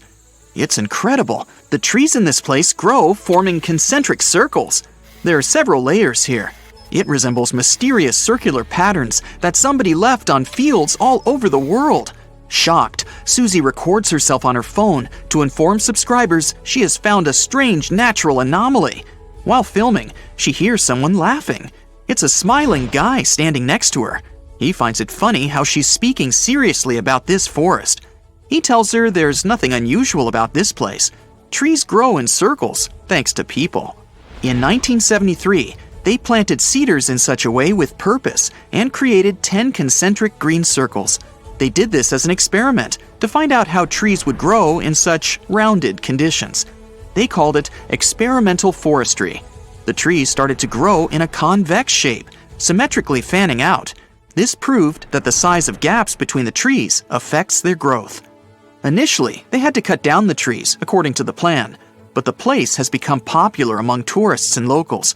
They love to take beautiful photos using drones and walk along the rounded paths of this little maze. Susie gets upset a little. She informs subscribers there's nothing mysterious here. The guy who told her about the circles offers her to visit the mysterious Crooked Forest in Poland. That's where she will definitely see a strange phenomenon. But before going there, she decides to check out another exciting place in Japan. She arrives in the fishing village of Aoshima. The first locals Susie meets here are cats. There are more of them than people. Cats are everywhere. They live here thanks to a lot of fish. Once upon a time, this place was full of mice that spoiled fishing boats. People brought cats to this place to fight the rodents. When all the mice had disappeared, the cats stayed here. Since then, people have been considering them as full-fledged citizens. The video with cats gets the most likes on Susie's channel. But now, as she promised, it's time to go to Poland. The forest looks weird thanks to the curved trees. The lower parts of their trunks are bent, making them look like bellies. It's also strange that they all point only to the north. Susie goes around the whole forest and counts about 400 trees. It seems people change the shapes of the trees, but for now, there's no evidence of this. It's believed they planted trees in the 1930s and damaged them during growing at an early age. Nobody can say why. There was a small village near the forest. Its locals probably knew the secret, but unfortunately, the town was destroyed more than 70 years ago. The key to the mystery disappeared along with it. Of course, scientists had hypotheses, but they were all quickly refuted. Perhaps this curved shape was caused by a genetic anomaly. There are trees with similar trunks in other forests of the planet, but here, the curves look too perfect and neat. It's like an artist worked on them. This suggests that something from the environment has affected them. You can find similar trees all over the world, but mostly, they're loners and never grow in such big groups. Perhaps snow falls on the tops every winter. Tree trunks bend under such a heavy weight. But why is only the lower part changing? And why do other trees in the forest look normal? Also, there's no explanation why these trees point north. Is there any purpose? The most plausible theory says that local farmers changed tree shapes to create furniture and details for ship manufacturing. It's fast and easy to make a basket from such a tree, for example. By the way, manipulating the growth of trees was a common practice among some ancient tribes in America. They deformed the trunks for navigation and communication in forests. Well, that's all very interesting, but now Susie wants to see something scary. One of the subscribers advises her to visit one creepy forest. This place is located on an island 17 miles south of the center of Mexico City. Susie gets here on a small boat. As soon as she steps on the ground, she turns on the live broadcast on her phone. She records dolls hanging on trees all over the island. They have different clothes, different sizes, and faces. There are about a dozen creepy toys on every tree. Rain and hot sun deformed the toys' faces. They're covered with moss and greenery and have taken eerily scary forms. There are rumors they come to life at night. Wanna check? One of the subscribers writes. No problem, Susie agrees. The sun is going down below the horizon. Darkness falls on the forest. Susie is wandering among the trees. The moon lights her way. She makes a fire to get warm.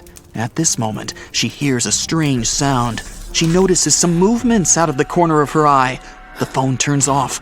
Susie looks up and sees one of the dolls, lit up by the flames, is turning its head in her direction. Susie screams and runs away from this place. Of course, the doll didn't move. You can notice a little bird sitting behind the toy's head. A few days later, Susie found out that one of the Mexico City locals had moved to the island in the 50s and filled it with toys. He collected dolls from landfills and canals around the island.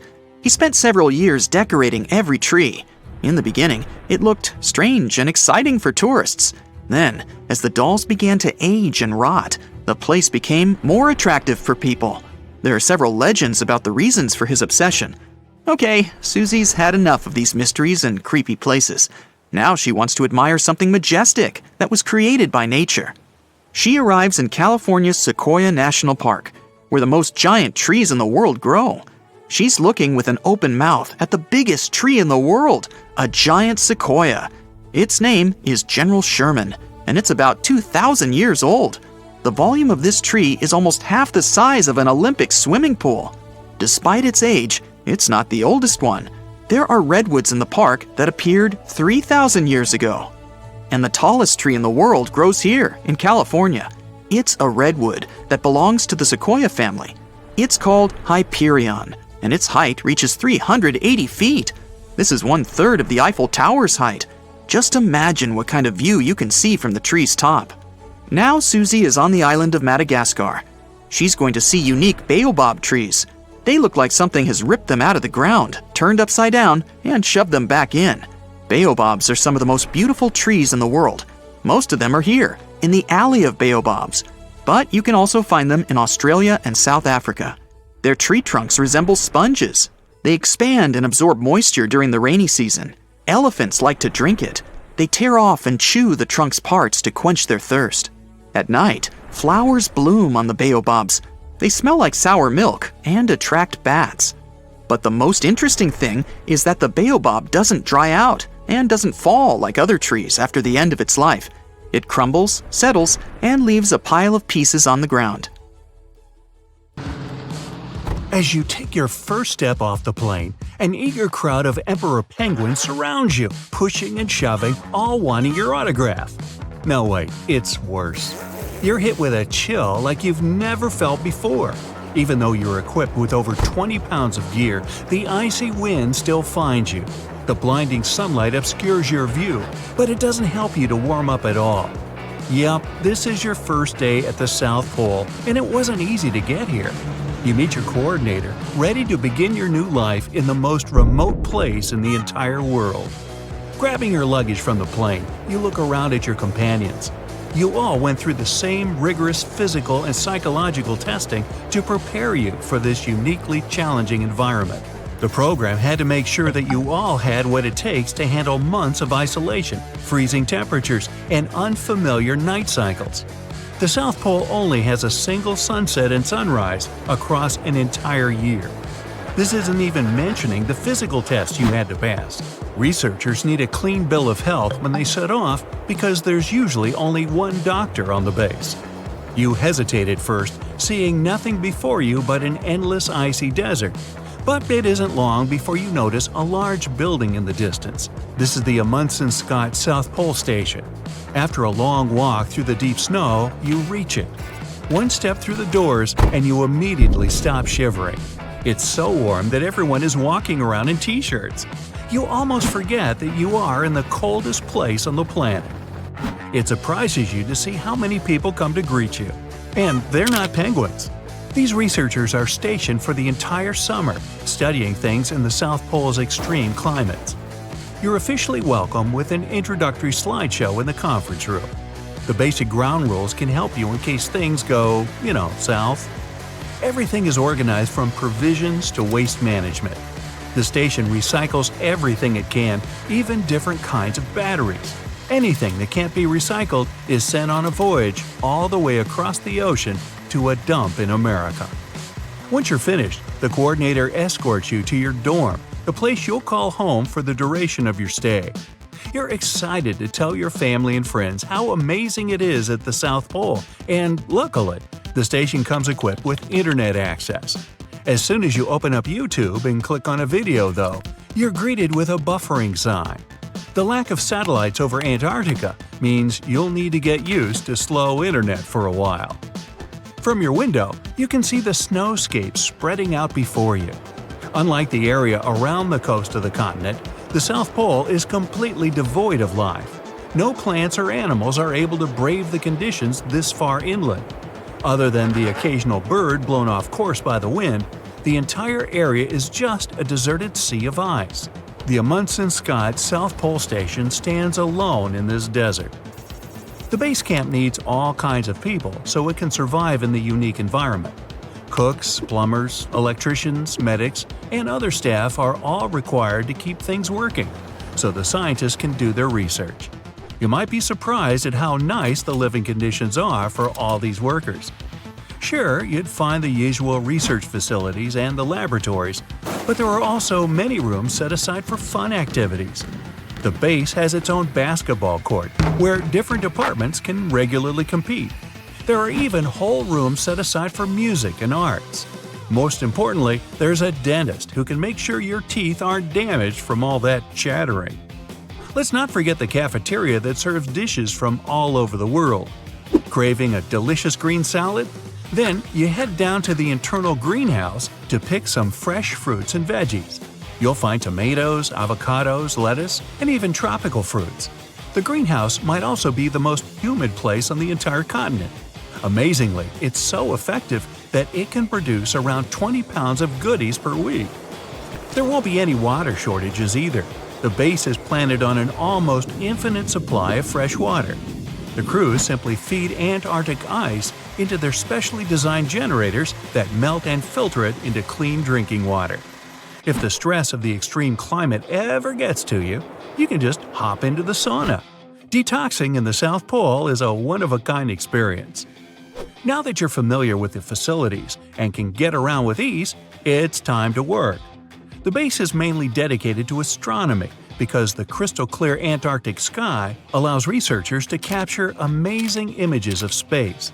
Antarctica is perfect for these pictures because it's the driest place on Earth. There's almost no water vapor in the atmosphere. You're here for another reason, though. The station is also used to study volcanic activity. Scientists have discovered 91 volcanoes buried underneath the Antarctic ice sheet, and it's your job to collect samples from one of them. Back out into the frigid cold, your teeth begin to chatter again. Luckily, this is nowhere near as bad as the lowest temperature ever recorded here. The South Pole has been as cold as minus 120 degrees Fahrenheit. That's so cold that if you threw a glass of boiling water into the air, it would turn to ice before it hit the ground. It would be almost impossible to even leave the station at that temperature. The warmest the South Pole has ever been was 10 degrees Fahrenheit, and that was at the peak of summer. As you approach the digging site, you start to notice changes in the scenery. There are hilltops and steep ledges all around. As you got closer to the coast, you begin to see more animal life. You can even see a colony of penguins out in the distance. You scout the area around the site, perhaps expecting to see an enormous mountain spewing lava from its tip. In fact, there's nothing inside at all. That's because the volcano is right beneath your feet. It's part of the enormous landmass below the ice that the continent is famous for. Antarctica might just look like a giant field of ice, but there's actually a huge continent underneath. That means it has volcanoes, mountains, and valleys, like any other continent. Scientists have recently discovered that the Antarctic landmass has the lowest point on the planet, as well as huge mountain ranges. If any of the numerous volcanoes were to erupt, it would melt a huge part of the surface ice and increase the spill of ice into the ocean. The sea level would rise and flood coastal areas around the world. The ocean waters would also be disrupted, putting marine life at risk. You can count yourself lucky, though. All of these volcanoes are dormant at the moment, so you can begin your work. You begin to unpack your equipment and start digging. You and your team set up a small tent to try to stay warm while you monitor the progress on some portable screens. Your stomach rumbles and your team rummage for the sandwiches they brought with them. There was no need to carry them in a cooler for obvious reasons. Smelling the food, Antarctic birds begin to circle above you as you eat. As you lay down to sleep, your 3 layers of clothes begin to feel like nothing more than a t-shirt. You put even more on and zip the tent up so you can finally get some rest. Strong wind buffets the tent, and you think you hear a growling outside. You panic, but then you remember there are no polar bears in Antarctica. In fact, there are no large predators at all, so you can sleep easy. You wake up, and the sky looks the same as it did all night. Each day lasts 6 months on this continent. Your work is done, so you can pack up and begin the long journey back to the station. Hours later, you get back to the more familiar flatlands of the South Pole and eventually the warmth of the research station. Your first few days on the station were a great success. You might have helped us to understand just a little bit more about this mysterious continent. There are sure to be many more surprises hidden under the ice sheet, though. Who knows what we might find in the future?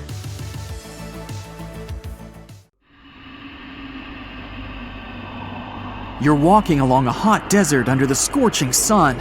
You run out of supplies. There's no more water. You dream about rain, but there are no clouds in the sky. With each step, you lose more and more strength and fall. You notice a small pond nearby. Is it real water or just a mirage? You can't get to your feet, so you crawl there. The water is getting closer by the minute, but not because you're moving towards it. It's the water approaching you. In a few minutes, the pond area increases. Here, you're already in it. A small lake is formed, 60 feet deep, at the place where the piece of desert was. This real event happened in 2014 in the Tunisian desert. No one knows exactly on what day the lake appeared, since this part of the south of Tunisia is sparsely populated. At first, shepherds passing by saw the lake and didn't believe their eyes. In the next few hours, hundreds of locals came running to the place. They began to swim, jumping into the water from the surrounding rocks. But a few days later, something strange happened to the lake. In the beginning, it was a crystal clear turquoise blue color, but then it turned dark green. People didn't attach any importance to this and continued to swim. They shouldn't have done that. The scientists and geologists arrived and immediately announced that it wasn't safe to swim in the lake. Muddy green water means the lake is stagnating. It's not refreshed, it's not fed by underground springs. Now the lake is filled with algae and a lot of harmful bacteria that can cause serious diseases. They also found out that this region of Tunisia is filled with huge deposits of phosphate. This substance can disintegrate and leave radioactive traces.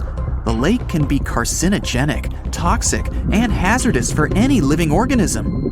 But people didn't worry about this too much. They walk in the middle of the desert, while the sun heats the air to 104 degrees Fahrenheit. Most of them are unlikely to refuse to jump into cool water, despite the warnings of scientists. Until now, no one knows exactly the reason for the appearance of the lake. Some scientists believe the lake was formed because of heavy rains. The lake is surrounded by rocks and is located inside a canyon.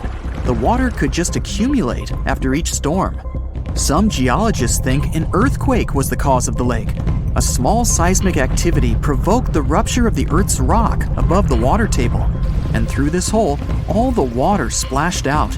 And if this theory is correct, then the lake can be pulled back underground through cracks. This is the same as when you pull the plug out of a drain hole in a filled bathtub. Any small earthquake is like pulling the plug out. Therefore, if you find yourself in these places, don't swim in this radioactive lake. We're going to the Caribbean Islands region. Among the clear blue sea, you can find a unique lake. It's located on one of the Paradisiacal Islands. You may not even notice the lake right away. The entire territory may seem like a huge concrete platform, but the main thing is not to step on its surface. Pitch Lake is a lake filled not with water, but with liquid asphalt. This is the largest asphalt deposit in the world. Steam is coming from all over the lake as it's hot. The depth of this lake is 250 feet. An entire passenger Boeing could fit there in an upright position. The lake is not fully studied, but scientists believe there's a deep fault in the Earth's crust under it. A huge amount of oil seeps through it. It passes through various chemical compounds and turns it into the asphalt. According to rough estimates, there are about 10 million tons of hot material inside this place. Theoretically, no life can exist in such conditions, but scientists have discovered a colony of microbes. Somehow, these creatures have learned to survive here. This also suggests that life outside of our planet may exist. The largest moon of Saturn, Titan, has many hydrocarbon lakes on the surface. And if the simplest forms of life appeared among 1 million tons of molten asphalt here on Earth, then nothing prevents them from appearing on Titan.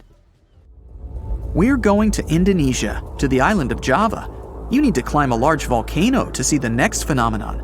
The volcano is overgrown with grass and trees, but it doesn't seem to be sleeping. Smoke is pouring out of its mouth. You climb to the top and see a clear lake instead of boiling magma. The blue sky is reflected in its bright turquoise surface. But don't try to jump there. This lake is filled with acid. The magma inside volcanoes comes from the deep bowels of the Earth's crust. The incandescent liquid consists of many molten metals and chemical compounds, and the lake is filled with particles of these metals. In addition, the volcano emits sulfur dioxide gases.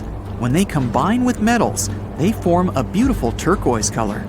You'd better come back here at night. In some places, a lot of sulfur is concentrated. These accumulations come out of the lake and come into contact with the air. When this happens, everything around bursts into bright blue flame. It's safe to observe this from the side, but don't get too close. Nearby, on this island, there's another acid lake. It also releases sulfurous gases into the air, which are easily ignited when in contact with oxygen. And when this happens, the gases burst into a bright blue electric flame. It's difficult to see the flames during the day. At night, you can see these flashes from afar. Our next location is Australia. You start the drone high above the forest area. Among the green, dense forests, you can see a bright pink spot. It's our lake. This time, the beautiful pink color may not stop you from swimming. You can relax here and take beautiful photos. The lake attracts thousands of tourists, but scientists have only recently been able to find out the reason for the unusual color. At the bottom of this salty lake in Melbourne, special algae grow and secrete a red pigment. In combination with sunlight, high temperatures, and a small amount of precipitation, it turns the lake pink. By the way, Australia is not the only place with such a phenomenon. There are lakes with a pink tinge of water all over the world. You can find them in Senegal, Bolivia, Kenya, and many other countries. The water of these places is also salty and contains the red pigment of unusual algae. We leave the hot beaches and fly to cold Canada. Here, we see a frozen Lake Abraham. We step on the ice and notice huge frozen bubbles inside. They resemble jellyfish, and there are thousands of them there. This is methane. It's a highly flammable substance. The grass, leaves, pieces of trees, and any organic substances that fall into the lake become food for a lot of bacteria that emit methane. Upon contact with frozen water, methane turns into tens of thousands of frozen balls. When the ice melts, the bubbles burst and sizzle. This phenomenon can also be observed on some shores of the Arctic Ocean. There, the size of the bubbles can reach several times more than balloons. It's a beautiful sight, but it's not safe since methane ignites when it contacts with air. We're in the coldest place of our journey. It's Antarctica, near the driest desert on Earth. A dry place doesn't mean it has to be hot. It's an area with minimum precipitation. The desert isn't sand and cacti, but a place where almost no living life inhabits. Some areas of Antarctica meet these two criteria.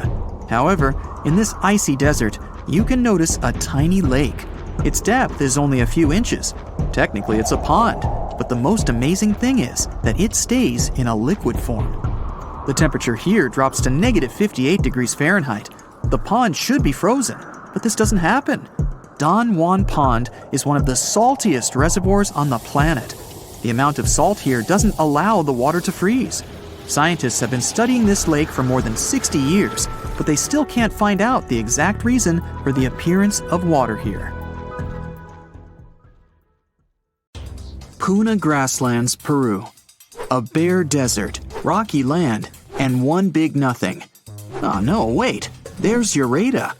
Ureta is a flowering plant that looks so unique, you might actually think it's photoshopped.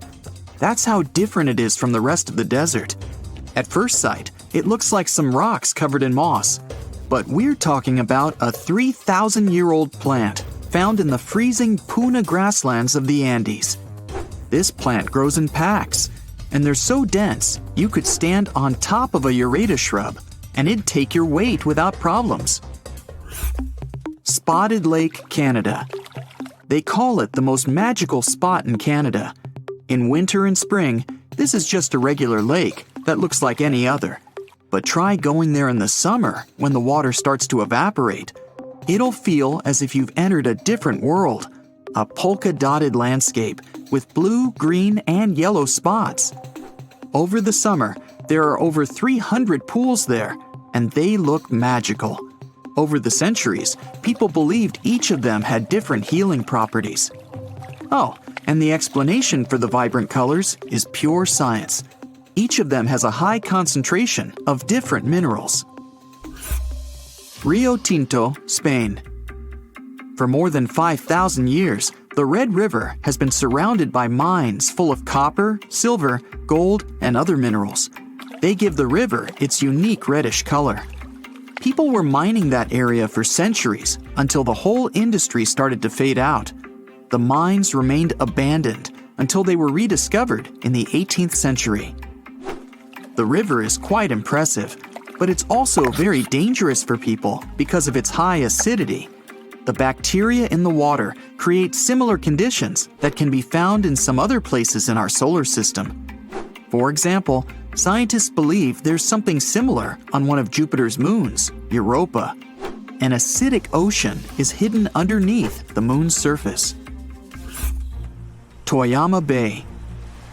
If you're walking along the shore of Toyama Bay in Japan, you might be lucky to see mystical neon blue light. It's coming from underneath the water and lighting up the night sea. There aren't many places where you can see a phenomenon like this.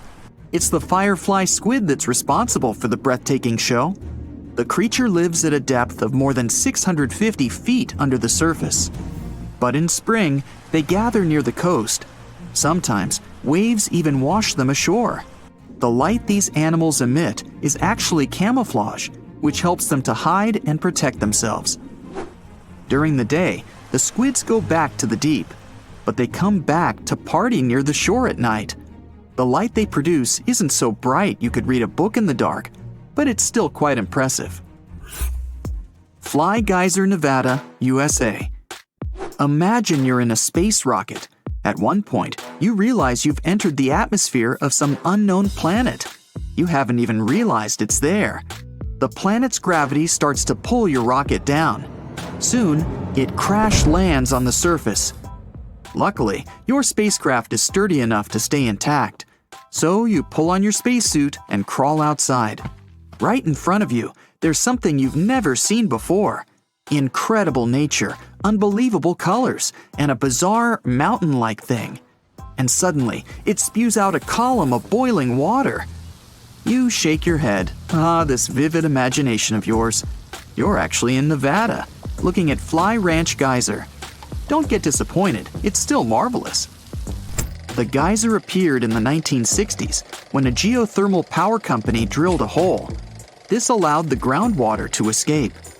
And the colors similar to those you can see in Yellowstone National Park? All because of algae. Speaking of Yellowstone, that's another place that looks as if it's been imported from another galaxy. On an area bigger than the states of Delaware and Rhode Island combined, there are more than 10,000 hydrothermal features, 500 geysers, and incredible waterfalls. Tsingy de Bemaraha, Madagascar. Now here's the place where you can easily imagine meeting some ancient animals. You can almost see them hiding somewhere among the pointy rocks, going up to 330 feet. Half of this national park is covered in forest, and the other half is rocky, formed by the erosion of water. The place is home to many animals, like chameleons, iguanas, frogs, and lots of different lemur species. Vatnajökull Glacier, Iceland. On your quest for the extraterrestrial wonders of our planet, don't forget to drop by Iceland. There, you'll find the biggest glacier in all of Europe. In some places, the ice can be more than 3,000 feet thick. Vatnajökull has 30 outlet glaciers ready to be explored. Those are channels of ice that once flew out of an ice cap, but remained stuck within the borders of the valley. As for famous Icelandic ice caves, they're formed when meltwater runs through a glacier, trying to get to the surface. This usually happens in the summer, when temperatures are higher and the water flow is more turbulent. When the temperatures go down, the water freezes. That's how the caves are shaped. Staffa, Scotland, UK. Staffa is an uninhabited island that looks like a place from a different planet. Once you see it, you can't shake off the feeling it hides plenty of secrets. In reality, though, it's a calm spot, almost completely taken over by seabirds and seals. Even so, no one can argue that the incredible rock columns give this place a unique and mysterious look. It's always encouraged local people to spread legends about the unusual cave. The columns themselves formed millions of years ago, mostly because of volcanic eruptions. Glowworm caves in New Zealand. Imagine finding an entrance to a magical cave. You row your boat, eager to sneak a peek inside, and get rewarded with one of the most beautiful views ever. You see a closed cave that looks as if it's under a magnificent starry sky. You don't need to travel all the way around the Milky Way to find something like that. Glowworm caves in New Zealand are there for you. The caves started forming millions of years ago, and now they have an impressive collection of stalagmites and stalactites. But what makes them really special is glowworms. The caves are home to thousands and thousands of luminescent larvae.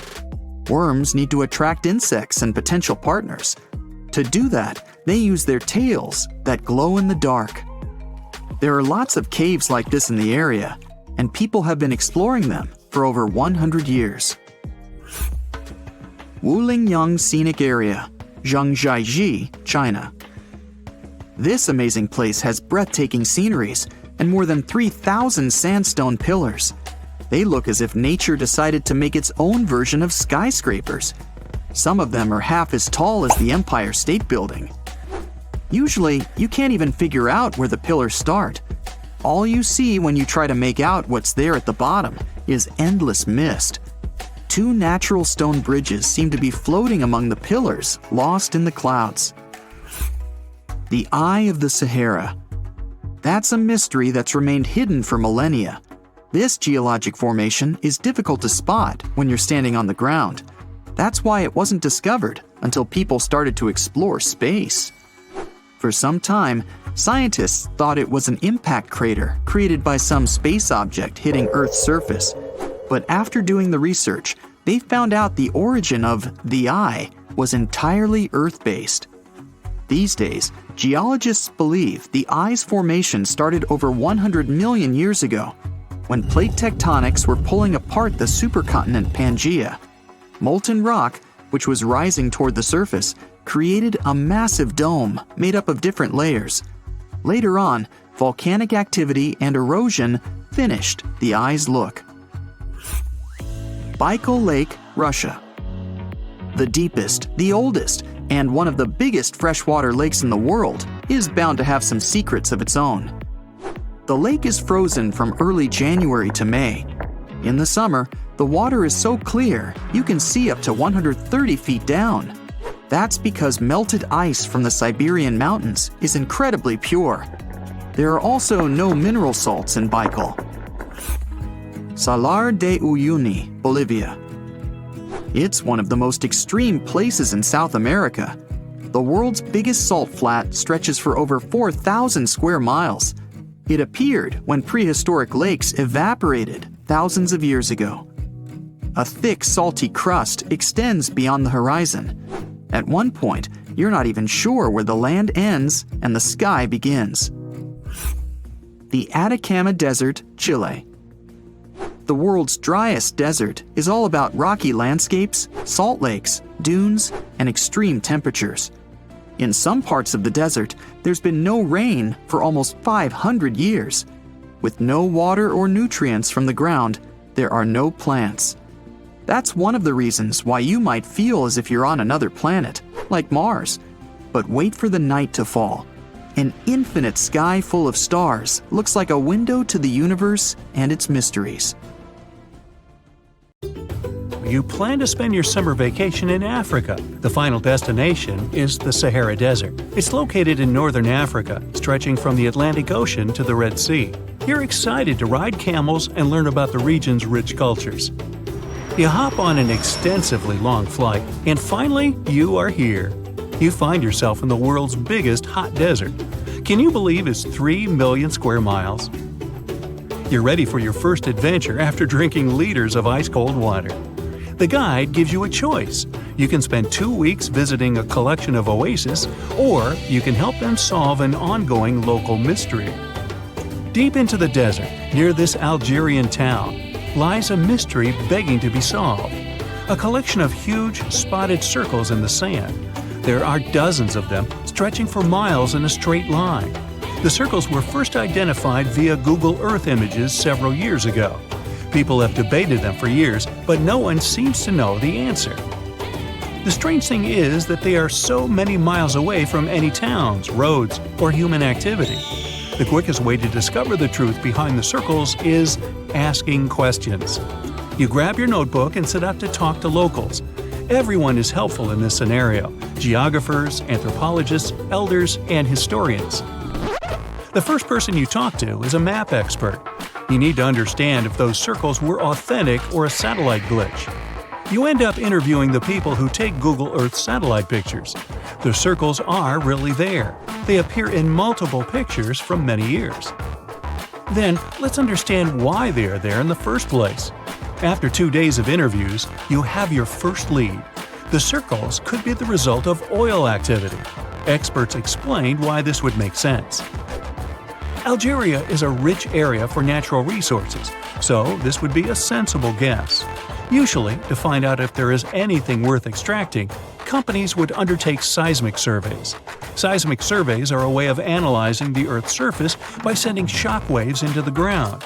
Depending on how these waves bounce back, you'll know what is located there. A special vehicle could have marked the soil that way. So, did we unravel the mystery? Not quite so. As you know, the Sahara Desert is one of the driest areas on the planet. The average high temperatures in summer are over 104 degrees Fahrenheit. To survive there, people need to find ways of accessing water. So, these circles could be a kind of ruin or leftovers from ancient water wells. Again, I'd say this is a sensible guess. Ready for some fact-checking? Some anthropologists agree that these circles could be ancient fogueras. Foguera is the name of a 2,500-year-old style of irrigation system, usually found in northern Africa. It is also known as a kanat in other places in northern Africa. Locals would dig a deep well at an elevated point, deep enough to tap into underground water. They would then dig parallel shafts at regular distances. Then they would dig an underground channel that connected the city to the well. Solely with the help of gravity, water would run from the well to the city. This traditional technology provided water for crops, livestock, and humans. Now, let's say these wells made human-made oases possible. Even the closest municipality name was an indication that this could be true. The name Fogaret Esaoya is actually named after Fogares, these ancient wells. Now, this lead was proving to be very accurate. You decide to travel over there to see for yourself. You take a local bus, sit back, and enjoy the ride. The landscape in northern Algeria is filled with ancient-looking towns. You even see ruins of wells along the way, on the outskirts of smaller cities. Opening Google satellite images, you can see the Qanat's markings on the ground, a series of holes running down several miles. But as soon as you arrive, you find out you were wrong. Dale Lightfoot, one of the world's leading experts on Qanats, said that the circles were definitely not Qanats. Even the satellite images confirm this difference. Uh-oh, we were so close. Apparently, Qanats or Fogares would not run down a straight line. They wouldn't be shaped like circles. Another clue that this wasn't the case was that there were no towns at the end. The circles were really far away from any human activity, and Qanats were explicitly built to provide water for human settlements. Well, it sure was a good try. You almost gave up on this mystery when you decided to take one more field trip. It was days of preparation, pick up cars, food, equipment, all so that the mystery of the Sahara Circles could be unraveled. On the first day, you drove over 99 miles into the desert. You were always curious to see what this part of the world looked like. Over there, you see nothing but mustard yellow dunes. The night sky is pretty decent, though. You can see the entire Milky Way with your own eyes. You set up camp and sleep under a canopy of stars. The next day, tension grows. There's no cell reception. Oh dear. But thankfully, you added the coordinates of the circles to your Google map. And surprise, the offline mode works out there. You follow the coordinates, but it leads you astray. You start to get nervous, thinking this was all in vain. But you and the team get into the car and drive a few more miles past the coordinates on your phone. After a very bumpy ride, you can't believe your eyes. There it is, an enormous crater dug on the sand, surrounded by 12 smaller holes. From up high, it looks like a clock, without the pointers, of course. On the ground, they're very faint. So faint, you almost missed them. Searching the area, you notice all the holes had something similar: metal wires. Thin wires that you can pull from the ground. They're buried deep, so you start digging. An object starts to reveal itself. Uh-oh, it looks like old dynamite. This certainly surprises you. Better stop digging to avoid any accidents. At the end of the survey, you feel satisfied, but still curious. What could all this dynamite mean? And who put it there? What comes next is the turning point of your adventure. Walking back to the car, you see something shining on the ground. You approach the item with curiosity. It's round and rusty and looks like a sardine can. What's that doing here? Could this give you more clues about the circle's mystery? Just in case, you pick it up and put it in the car. Back in the city, the puzzle pieces start to reveal the story behind the Sahara Circles. You bring photos and the sardine can and show them to local experts. They analyze your material and give you an intriguing verdict. As it turns out, guess number 1 was the closest one to the truth. So, what happened to the first guess? Why do we need to keep digging deeper? Well, because it was only half right. The Sahara Circles are not a historical footprint of seismic surveying. Back when the circles were made, this technology didn't even exist. But they sure are related to oil exploration. The dynamite-filled holes were an old method for oil searching. The circles are the leftovers of surveyors looking for resources underground. And the sardine cans? Well, they were left by the workers who held explosion works. You gotta eat, right? According to the model of the can, this happened more or less around the 1950s and 1960s. So these circles aren't even that ancient. More like modern ones, if you ask me. Well. Hope you are glad you tagged along and helped unravel this mystery. See you in the next mystery-solving adventure. Now the first rule is not to panic, the guy says. He gives Michael a thick suit. The weather is hot here, and the outfit seems very warm. You can't go without it, he adds. Michael puts on the outfit and feels goosebumps all over his body. Why is it so cold? The guide explains this is a unique cooling cloth. It'll save Michael from heat stroke inside the cave. The guide gives him an oxygen tank and a mask. Are we gonna dive? Michael asks. No, but your lungs may fill up with water if you don't use it. Michael's knees are shaking with fear. He doubts this whole idea. Welcome to one of the most dangerous caves on the planet, the guy says as he enters the dark space at the foot of a mountain. This place is called Crystal Cave, and it's located in Mexico. Magma had leaked here from the hot bowels of our planet 26 million years ago. It was coming and cooling down again and again. There was so much magma that it formed a mountain. Along with magma, mineral-rich water got here.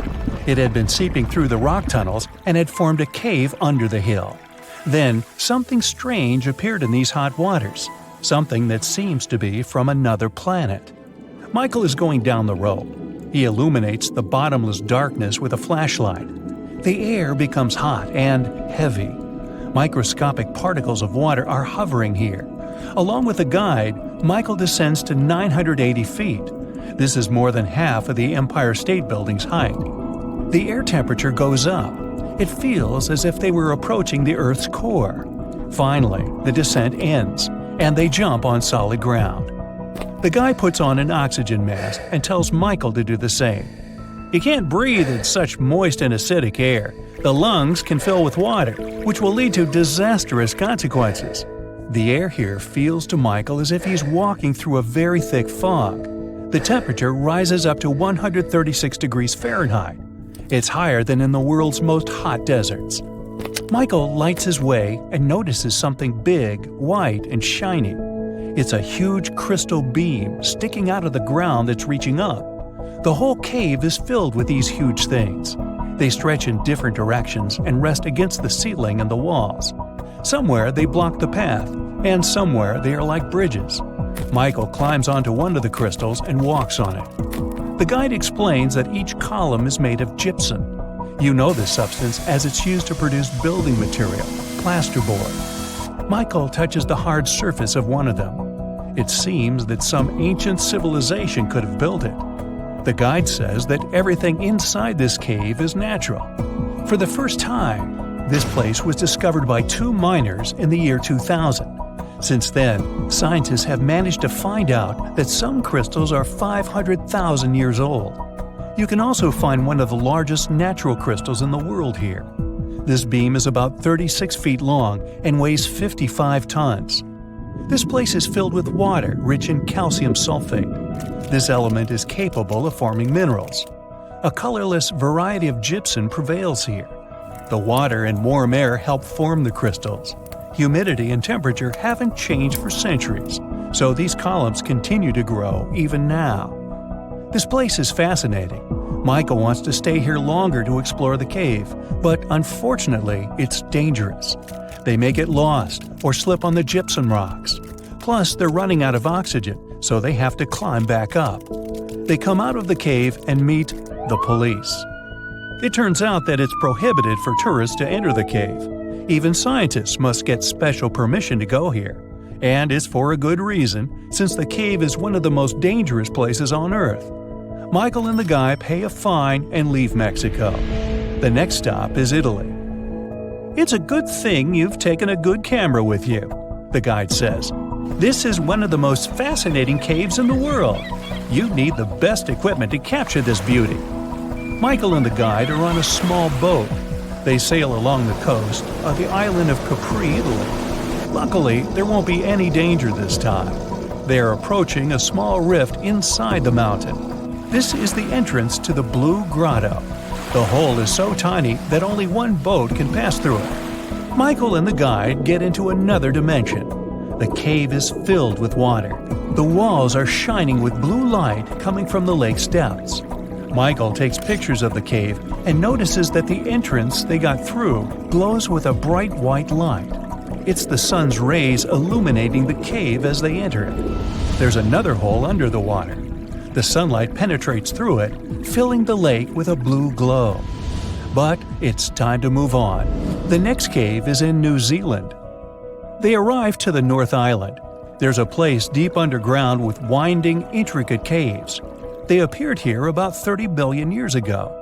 Michael and the guide approach the entrance to the dark cave. Michael turns on a flashlight. "Take it away," the guy says. "You won't need it inside." They come in. Michael opens his mouth in surprise.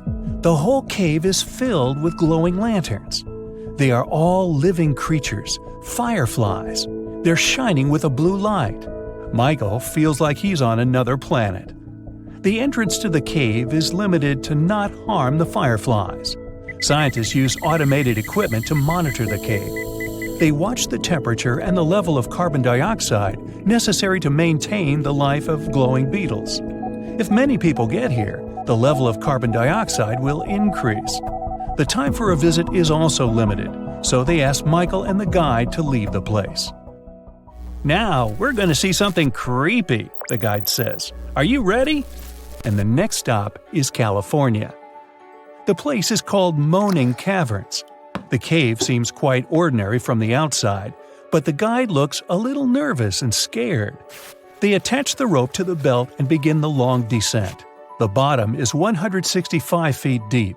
It's the height of a 15-story building. It seems not so big compared to the Crystal Cave. As Michael is going lower, it's getting cold and dark. At this point, all sounds from above disappear. They slowly sink into an ominous silence. "What is it?" Michael asks, startled. "I think I've heard someone's voice downstairs." The guide touches his lips with his finger to keep Michael silent. A long, prolonged human moan is coming from the dark cave depths. In the first seconds, Michael freezes. Then he quickly climbs up along the rope. The guide laughs at him. They hear another moan. Michael gets out of the cave and pulls the guide's rope to get him out. The guide says this is one of the creepiest caves in the world. The air and wind circulate deep inside and create a sound similar to a moan. Tourists often go down there to tickle their nerves. Also, they found about 100 skeletons of ancient people at the bottom of the cave, and no one knows how they got there. Michael doesn't want to go back inside the cave. He asks the guide to tell him how caves form. It turns out that it all starts when the ground absorbs acid rain consisting of water and carbon dioxide. The liquid penetrates through the soil and comes into contact with hard rock surfaces. When water touches limestone or dolomite, it dissolves them and helps to form an empty space. Every year there's more and more space around. The rain continues to fall and accumulate in this open area. Then the water forms a stream or an underground river. After that, the erosion of hard rocks begins. Thousands of years later, there's enough space to fit a human here. Then this space becomes a cave. When erosion combines with stalactites and stalagmites, it forms chambers and impressive columns. By the way, here's the difference between stalactites and stalagmites. Stalactites hang from the ceiling.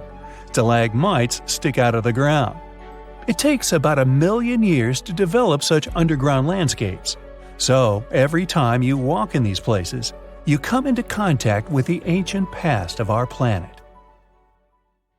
Let's check out one interesting town surrounded by mountains and woods in upstate New York. This place sits right on a big lake, and the city is called Lake George. People like to come here to go fishing, boating, and take up other water activities. You can meet many fishers, athletes, and a screaming man standing by the shore. Lake George is one of the most popular places in the northern part. Wait a minute, what? A screaming man? What does it mean? Yeah, people come to the shore, look towards the lake and the mountains, and just scream loudly.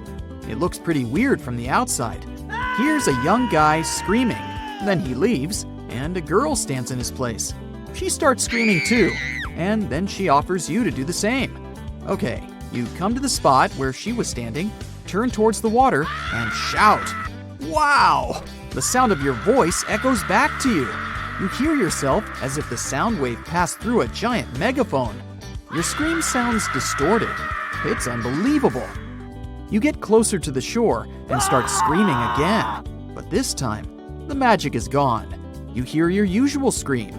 You return to that point, and here's the sound of your cry rising to you again with an echo.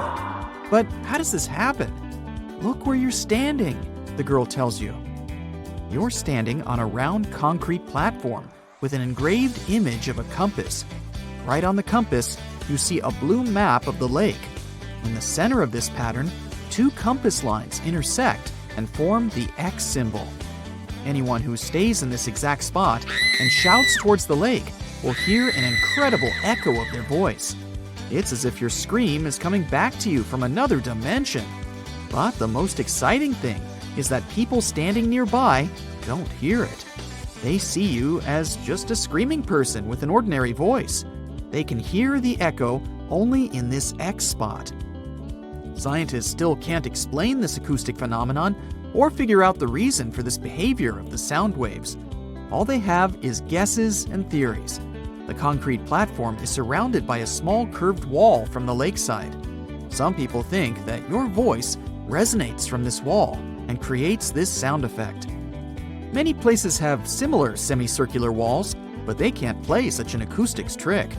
Another theory says that mountains and water somehow create the echo effect. There's also an old legend according to which a magical creature appeared at this spot.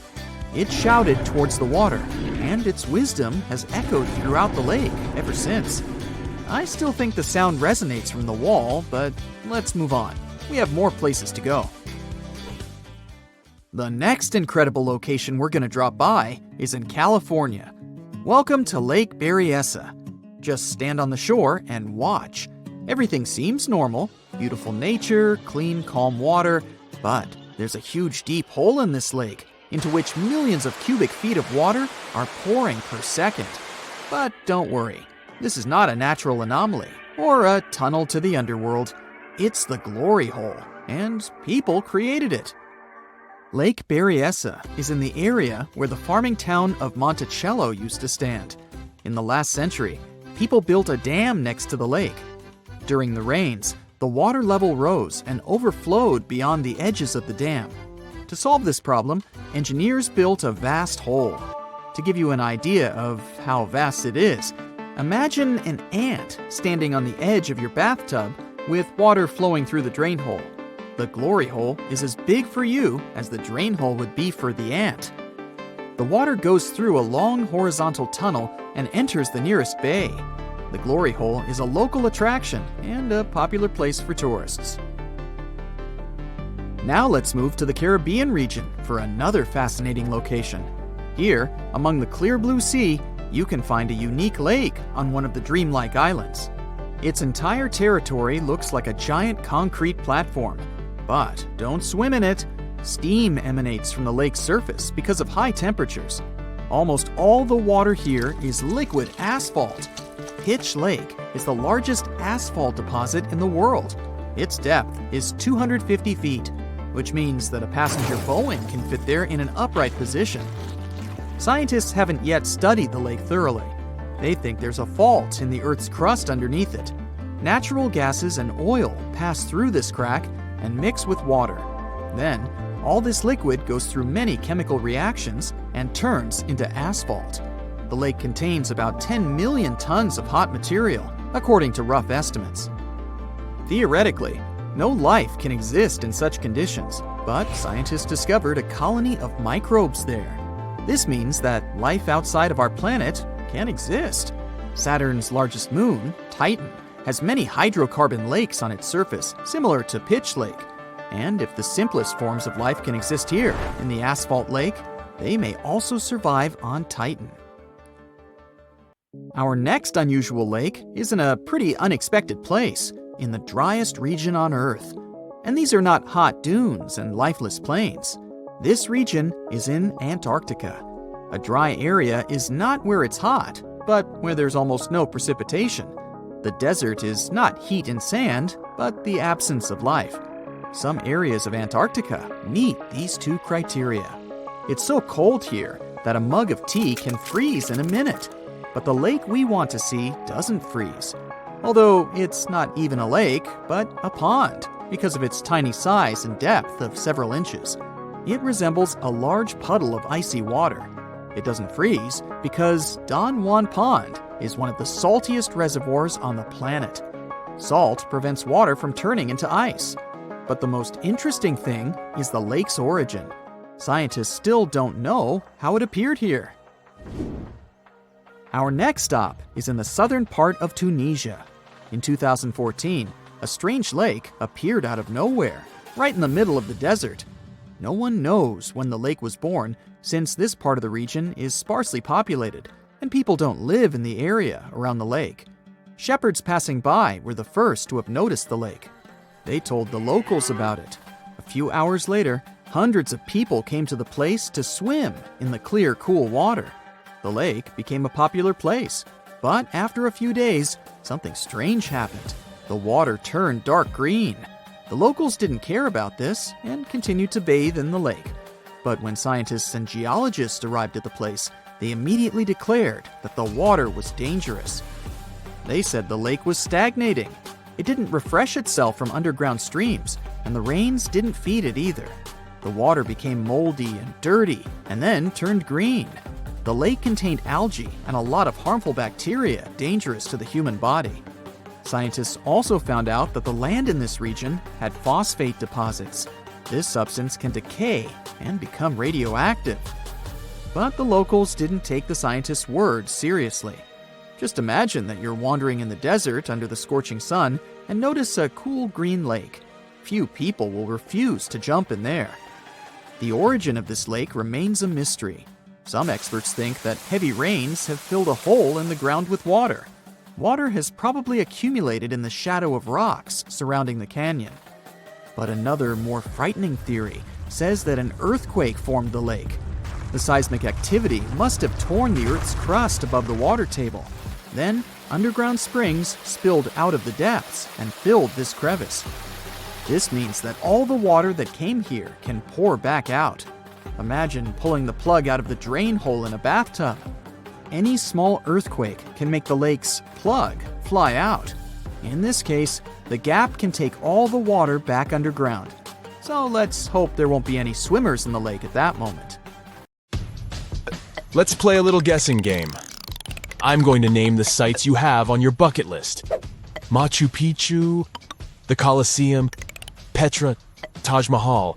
Did I get at least one of them right? I have to confess, I was just taking them off the list of the new 7 wonders of the world.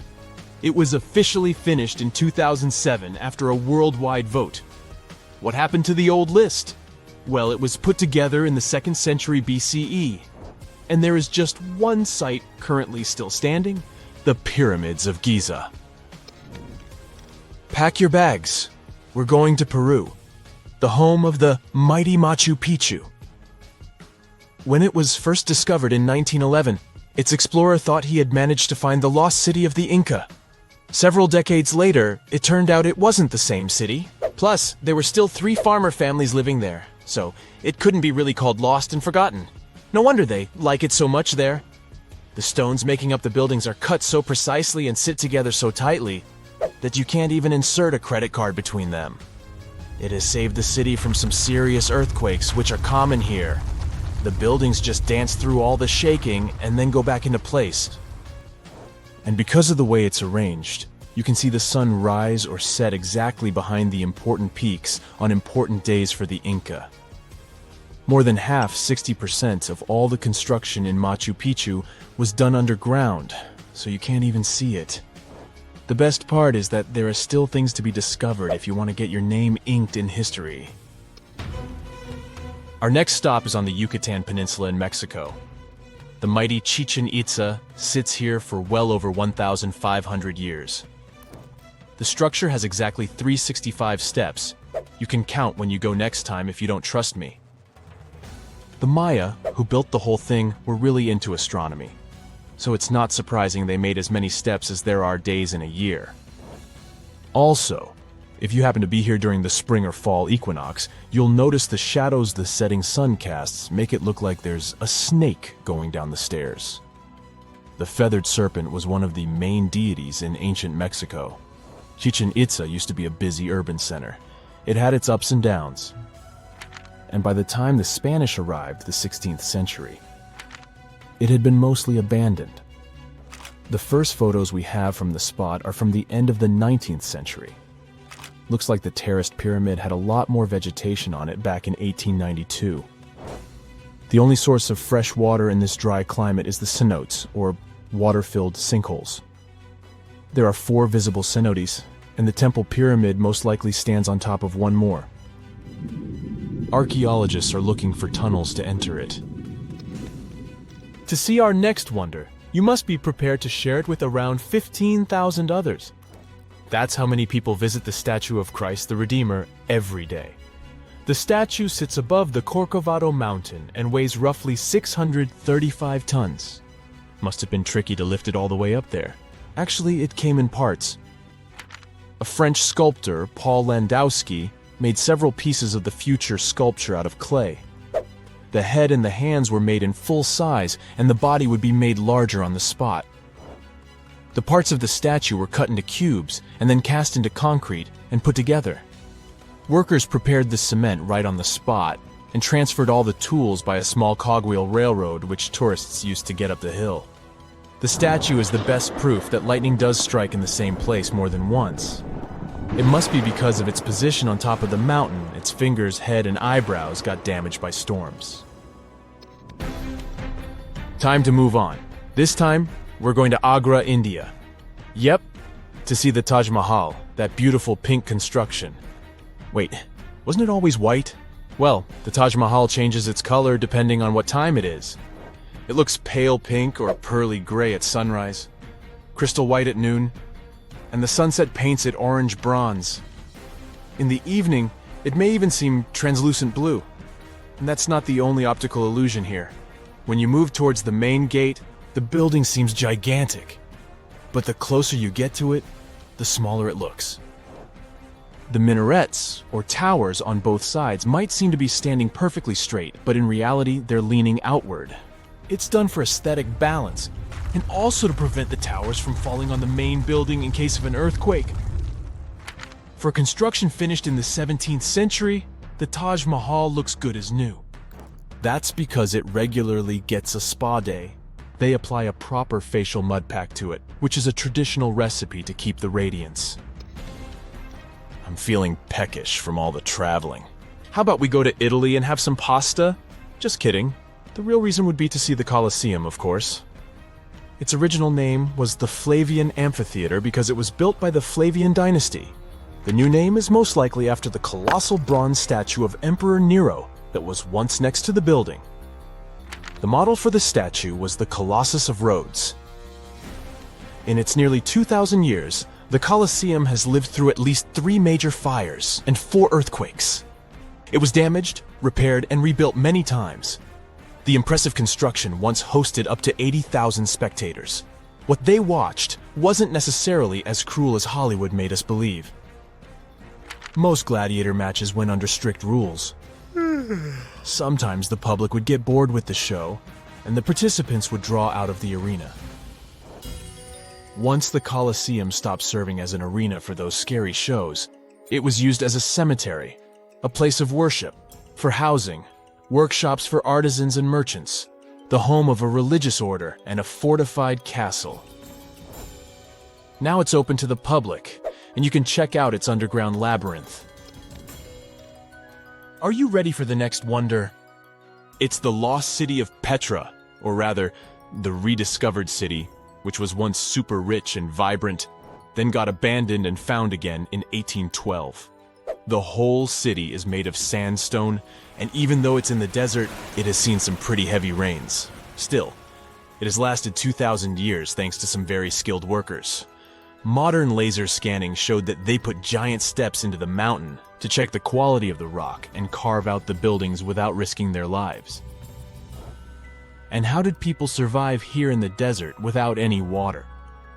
The Nabateans who lived here developed a whole complicated system of conduits, dams, and cisterns to make sure they have enough vital fluid for the whole year. In case you're in your Indiana Jones mode, there's still a lot to discover here in Petra. Archaeologists believe we only know 15% of the city by now, and the rest is still hidden underground. Let's finish our tour with the largest human-made project in the world, I'm talking about the Great Wall of China.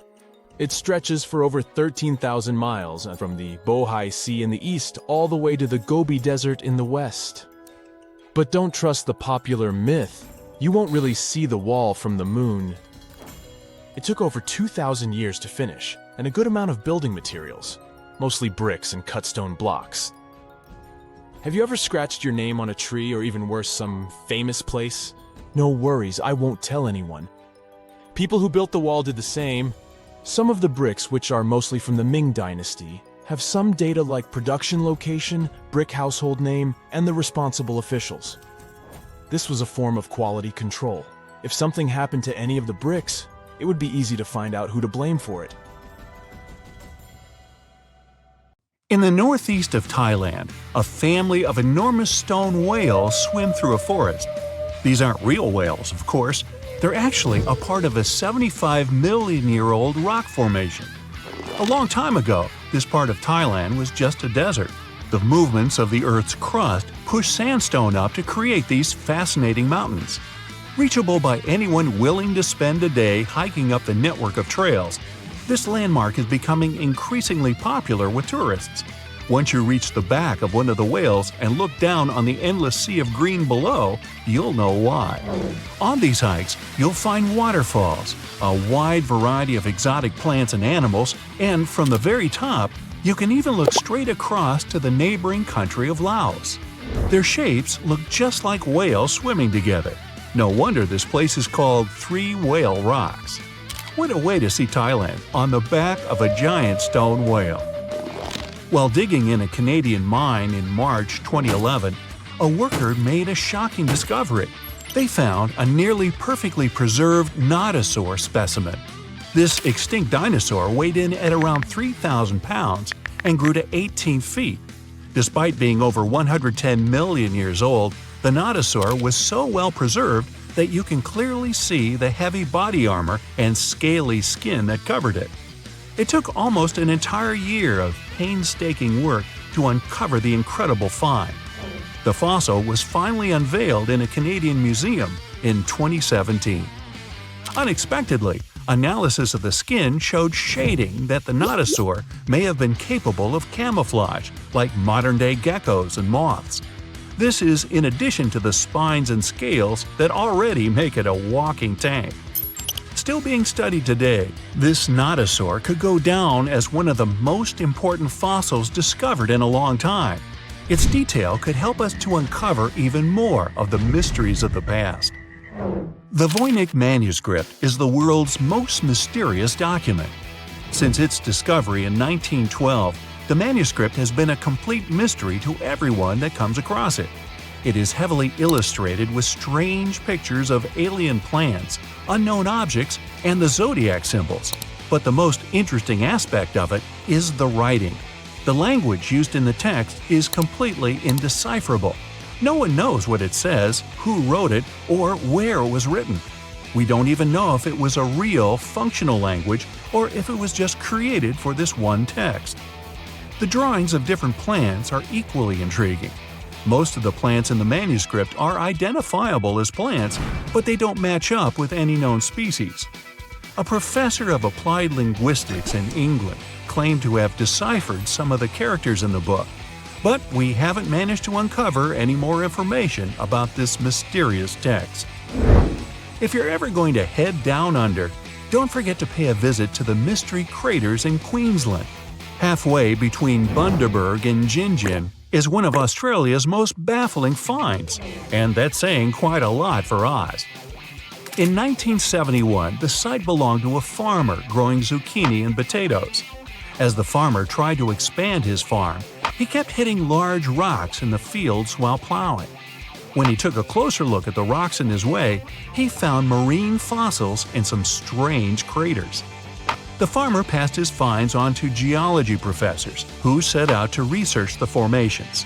When the geologists began digging around the area, they uncovered a huge layer of sandstone and ochre stain that was completely covered with craters.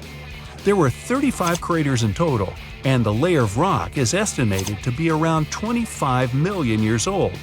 The scientists studying this mystery believe that hot springs, former ocean activity, and meteors are the prime suspects behind the craters. And I'd like to know about the characters who named those towns Bundaberg and Jinjin. What fun names! Now, the Antikythera mechanism is an ancient computer of sorts that's still baffling scientists with its extraordinary design. Around 2,000 years ago, a Greek ship sank off the coast of the island of Antikythera. The wreckage was discovered in 1900, and divers salvaged some of its ancient artifacts. When archaeologists started sorting out the discoveries from the wreckage, they came across an object that didn't seem to fit with anything else. The wreckage was ancient, but they found an incredible device that seemed far too technologically advanced. The machine functioned as a calculator, allowing its user to follow time, the movement of stars, eclipses, moon phases, and even countdowns to events like the Olympics with amazing precision. This level of technology is almost impossible to explain coming from an ancient Greek wreckage. No mechanism would come close to the machine until the 14th century, when geared clocks began to be built in Europe. How was the device, created so long ago, 1,400 years before its time? Could the sinking of the Antikythera and the loss of the calculator have held the development of technology back by hundreds of years? Meanwhile, the Caucasus Mountains near the Black Sea are one of the few areas of Europe that haven't experienced much human impact, even though most white-skinned people in the world are referred to as Caucasians. Despite this, archaeologists have found many ancient megalithic structures in the area. The house-like structures, known as dolmens, contain jewelry, bronze tools, and assorted pottery. Archaeologists don't know who built them, why they built them, or what their true purpose is. The stones were either two stones held together by a large stone as a roof, or smaller stones stacked as walls with a hole only on one side. There have even been stone plugs found that to seal whatever is inside. What's even stranger about these stone formations is that they aren't just found in the Caucasus. They're found all over the planet, in Australia, South Korea, Colombia, Africa, and even France. Their purpose is unknown, so all scientists can do is speculate. The discovery of the tomb of the first emperor of China in 1974 is well documented. Who could forget the finding of 8,000 terracotta warriors protecting the entrance? Most of the statues are warriors, each with their own unique facial expressions. There are even full-size terracotta horses and chariots too, just for extra protection. What isn't well known is that some areas of the tomb haven't ever been entered yet. Archaeologists are very reluctant to open the site because the whole area is unstable. There might be something amazing inside, but no one wants to risk losing an amazing piece of history. Eventually, researchers will send tiny robots into the unopened tombs to give a better idea of what's inside. Until then, archaeologists have to wait a little bit longer for the secrets. In southern Costa Rica, people have discovered a collection of mysterious stone spheres. There are over 300 scattered around the landscape, and some are almost 7 feet across. No one knows their purpose or how they were produced. One thing we do know is the material they were made from: gabbro, a volcanic rock. Carving the stones into their perfect spherical shapes would have taken a lot of time and effort. Researchers think they might have been made by a now extinct group, using barely any tools. The best theory is that they used small stones to chisel away at the edges of boulders, before using sand to smooth the sides. Some think that they may have an astronomical purpose, or even used as markers to point the way towards something. But no one knows anymore. Their significance is lost with the civilization that created them. Off the southern tip of Japan, and 75 miles from Taiwan, lies the Yanaguni Formation. A local diver first noticed these formations in 1986 while searching for new dive sites to take tourists. Seeing the large steps that resembled a pyramid, he thought he discovered an underwater city. Some archaeologists believe that the structures could have been signs of a fabled Pacific civilization, like Atlantis, that vanished beneath the waves thousands of years ago. There are also reports of marks in the stone, suggesting quarry work. Some people even claim that there were faded images of humans and animals carved into the stone. None of this is backed with much evidence, though. Most experts believe that the formation is natural, and the symmetry of the rocks has been overstated. They are not as straight as reported, and it appears to be solid natural rock, rather than carved blocks. In other words, the resemblance to a sunken civilization is just a coincidence. In Turkey, archaeologists believe they might have found the oldest known architecture in the world, over 10,000 years old, according to experts. Found in an area that used to be home to ancient farming communities, these monoliths, which stood up to 18 feet high, were likely used for social events and rituals. Not much is known about them, though. These large stone structures seem to be human-shaped, with images of animals carved into them. Nearby, researchers have found signs of domestic housing, suggesting that these amazing monuments might have signaled the start of the move towards modern civilization. The Kimbaya artifacts are some of the most interesting artifacts ever found. The most curious thing about them is how closely they seem to resemble modern airplanes. They're so aerodynamic that modern scientists believe they might even be able to be used as blueprints for a functioning aircraft. In 1994, two aeronautical engineers created larger-scale models of these artifacts. They proved that the designs fly, with a little help from modern engines. What's really astonishing is that these objects are possibly thousands of years older than the first airplane by the Wright brothers. Just another one of our world's fascinating mysteries. The Sahara wasn't always a desert. It turned from a tropical region into a desert around 11,000 years ago. Researchers found evidence of a massive river called the Tamaracet that could have sustained a community. This river flowed toward the Rikat structure, aligning with Plato's description. The Trans-Saharan Seaway ran through the Sahara 50 to 100 million years ago. The sea allegedly destroyed Atlantis around 11,500 years ago, likely due to a rapid rise in sea level caused by the end of the Ice Age. NASA's worldview imagery shows patterns consistent with this theory. Those concentric rings might be a key to unlocking the secrets of our planet's evolution over millions of years. They're shaped by erosion on resilient rock layers, creating a spooky pattern of ridges and troughs. The central peak stands proud at 1,300 feet. The central part has undergone a significant erosion makeover, revealing a circular structure with a raised peak. Unlike impact craters, the Eye of the Sahara flaunts a striking balance and symmetry. Some say it results from rock uplift, sculpted by wind and water. Others think it's an ancient anticline, eroded to reveal its concentric glory. Then there's a salt diapir theory, suggesting that salt's buoyancy sculpted this beauty. Dating techniques have proved that it formed 541 to 252 million years ago, give or take a million or two. Ancient tools are scattered around the outer rings of the structure near riverbeds. Some older stone tools have also been spotted in the same areas. And still, even though some spear points from the Neolithic period have been found, there aren't many signs that people were living there back then. The area seems to have been used for short-term activities like hunting and making tools. There are other unearthly mysteries that haunt our world. One such enigma is in Norway. The ominous Hessdalen light phenomenon, also known as the Valley of Lights, leaves scientists confused. This valley is 10 miles wide. It's quite isolated, but a peculiar blue box sits high on the hillside, equipped with cameras scanning the valley. The unsettling saga began in the 1980s, when the night sky over Hessdalen erupted with burning fireballs, a recurring spectacle that sent shivers down the spines of those who witnessed it. This wasn't a fleeting occurrence, rather it became a regular thing. Terrified locals reported encounters with these unexplained luminous phenomena, some of which happened near their homes. Unease spread like wildfire. At its peak, there were about 20 sightings every week. The phenomenon made its way into newspapers, magazines, and media worldwide.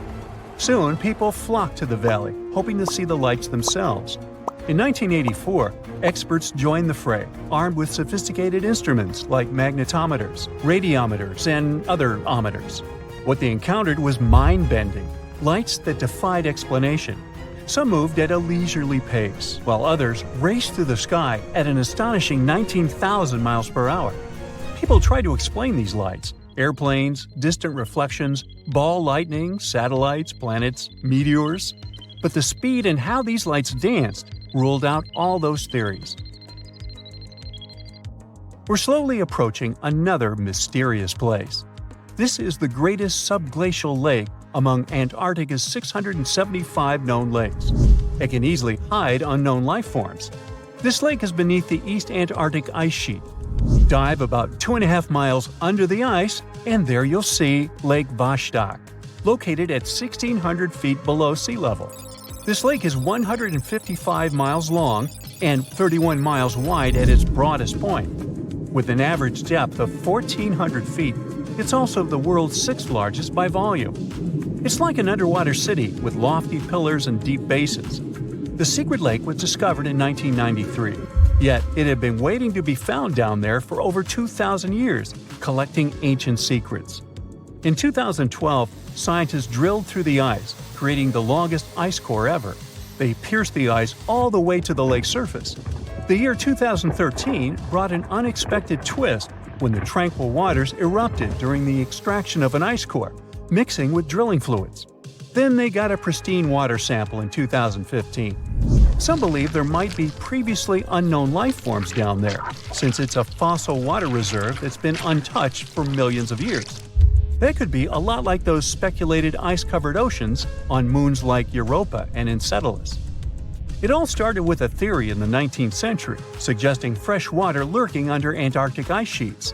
Then, in 1955, seismic soundings hinted at a subglacial lake, and by the 90s, satellite data confirmed Lake Vostok's existence. Now, Lake Vostok isn't alone. In 2005, they found an island in the middle of the lake. Then, two smaller lakes joined the party. They suspect that a secret network of subglacial rivers might link these lakes. Now, very far away from Antarctica, in Venezuela, Catatumbo lightning presents a sinister light show at the junction of the Catatumbo River and Lake Maracaibo. This unsettling lightning phenomenon happens at about 140 to 160 nights a year, going on for 10 hours a day, and can flash up to 280 times in a single hour. The frequency of this lightning show changes with the seasons and from year to year. There was a break between January to March in 2010, causing a bit of worry that it might vanish forever. As the sun sets, winds from the east start picking up speed. This strong wind is called a nocturnal low-level jet, like what you see in the Great Plains of North America. These winds bring moisture, mostly from the Caribbean and the lake itself. This humid air hits high mountain ridges, causing thunderstorms to form over the mountains. Thanks to the ongoing wind situation, more thunderstorms appear as the night goes on. This pattern repeats itself, and is why this area has the highest annual lightning rate globally. Have you ever heard the word the strid? It's a variation of the word the stride that is used in Yorkshire. And it refers to a narrow section of the river wharf that's so small you could jump over it. But don't be fooled by its size, it's one of the most dangerous spots around. Even taking a step into the water can have dire consequences. The river wharf has a forceful current, and since the strid is so narrow, it's even stronger in that area. The intense water flow has eroded the limestone around the strid, which created hollow spaces much deeper than the rest of the riverbed. Here's the secret. The current has also weakened the banks of the strid from below. So, the ground you're standing on, admiring the rapid flow, is probably just a fragile ledge hanging over treacherous waters. There's no record of anyone who found themselves in the water of the strid and found their way out of it. And the worst part? You wouldn't even guess that this innocent-looking stream could be such a danger. So, my advice to you, my friend, is to stick to a safer body of water for your aquatic adventures. If you're looking for a weekend getaway in California, Horseshoe Lake is the spot for you. It's got everything. Sandy beaches, hiking trails, and picnic areas, but wait, there's more to it than meets the eye. This lake has a dark side, namely around 100 acres of dead trees that surround it. And it's not just the trees that have been claimed by this lake.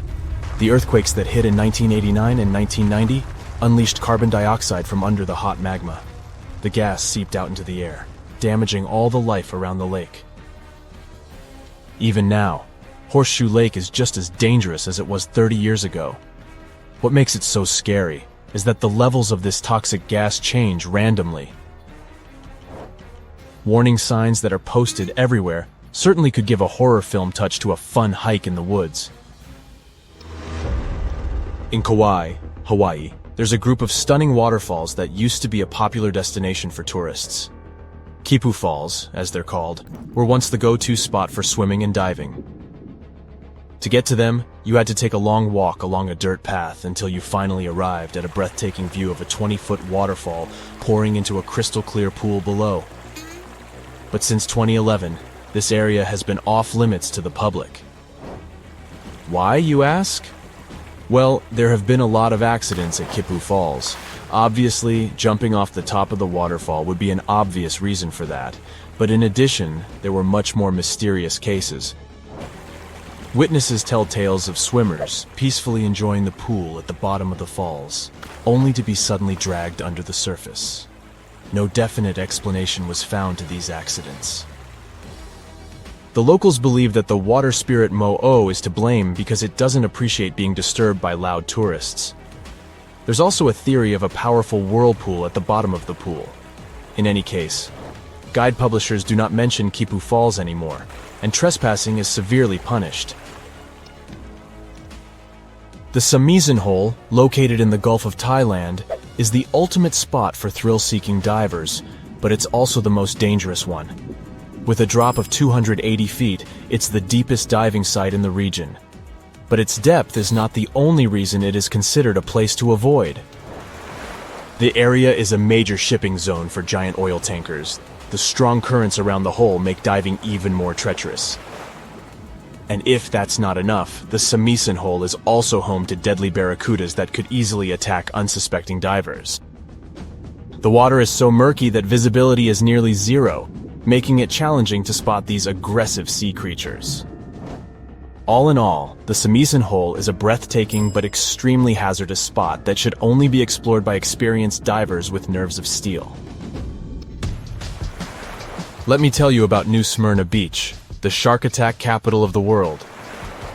If you're looking for a relaxing vacation spot in Volusia County, Florida, you may want to reconsider this beach. The waters around New Smyrna Beach are teeming with fish, which attracts a lot of sharks. In fact, there have been so many shark attacks reported in this area that it's earned the title of the shark attack capital of the world. Even scientists have warned that if you go for a swim there, you're bound to get up close and personal with at least one of these creatures. We are talking about a distance of 10 feet, and in many cases you wouldn't even notice it. To make matters worse, the bull shark, one of the most dangerous and aggressive types of sharks, has been spotted in these waters. Once again, Kauai is on our list. The beach on Nepali coast called Hanakapiai Beach might look like heaven on earth, but don't be fooled. To get there, you have to trek through a super steep, rocky 2-mile trail. There are no lifeguards on this remote beach, so even if you decide to take a dip in the water, you're on your own. The biggest threat to your safety is the incredibly strong rip currents. They are almost always present because there are no reefs to shield the shore. And if someone gets caught in one, there's no safe place to swim to for miles. The nearest safe beach is 6 miles away. Trust me, this beach doesn't have the best track record in terms of safety, so it's highly advised that you stay out of the water if you end up at this beach. Nights can last 24 hours here. Streets have no names, and some say there are more polar bears than humans. Cats are also banned, and if you manage to get here, you'll be expected to take off your shoes when entering a restaurant or a museum. Svalbard is a group of Norwegian islands that lies in the chilling depths of the Arctic, and it's one of the closest places to the North Pole people can live in. Visiting needs a lot of planning in advance. You'll need a visa. clothes for extremely cold weather, and an experienced local expert to guide through the wilderness. Why no cats? Because they're considered an invasive species that can damage delicate wildlife, especially the birds, which have no idea how to fend for themselves against furry felines. There are no names for streets, only numbers. This was the custom way back when the region was filled with miners, and they wanted to keep things simple. You might see slippers being offered when you enter an establishment for people who want to take off their shoes. This is also based on an old practice when locals took off their dirty outdoor shoes to avoid making a mess inside. These islands are also home to the impenetrable Global Seed Vault. The construction needs to be kept in pristine conditions, since it's home to around 1 million plant seed samples in case something bad ever happens to our planet and we need to rebuild our natural habitat. The plant vault was constructed deep within a mountain and over 400 feet above sea level. It's also built to withstand very strong earthquakes. There are no visitors allowed inside, but some guided tours take people very close to its gates. Once you reach this island in the South Pacific, you can claim a piece of land and start building your dream home. It's called Pitcairn, and last they checked, it hosted less than 50 permanent residents. The weather stays tropical all year round, and the landscape is breathtaking, but it's a pain getting there. Say you're departing from Los Angeles. You'll first need to take a flight to Tahiti. Then board another flight to the island of Managriva, which only departs once a week. Here you'll reach the closest airport to Pitcairn, which is still 330 miles away from the shore. The rest of the adventure needs to be completed by boat, but it will take you more than 30 hours. That's only if you're lucky enough to embark in the first place, since the boat journeys to the island with supplies a mere once every 3 months. There's not a lot of things to do for such long travel times. Only 4 families live on the island, and there's a single cafe and 1 art gallery. You might be able to book a stay in a former prison, though.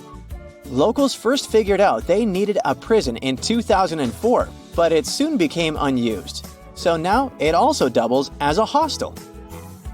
Underneath the Bank of England, there's its mysterious gold vault, a fortress that's notoriously hard to explore, for good reason. It's said to house around 400,000 gold bars, valued at around $250 billion. There are many layers of defense on this place. Complex tech surveillance, heavy doors weighing over 3 tons, guards that are on alert 24/7, and the very few people authorized to reach past the gates use things like voice recognition to unlock.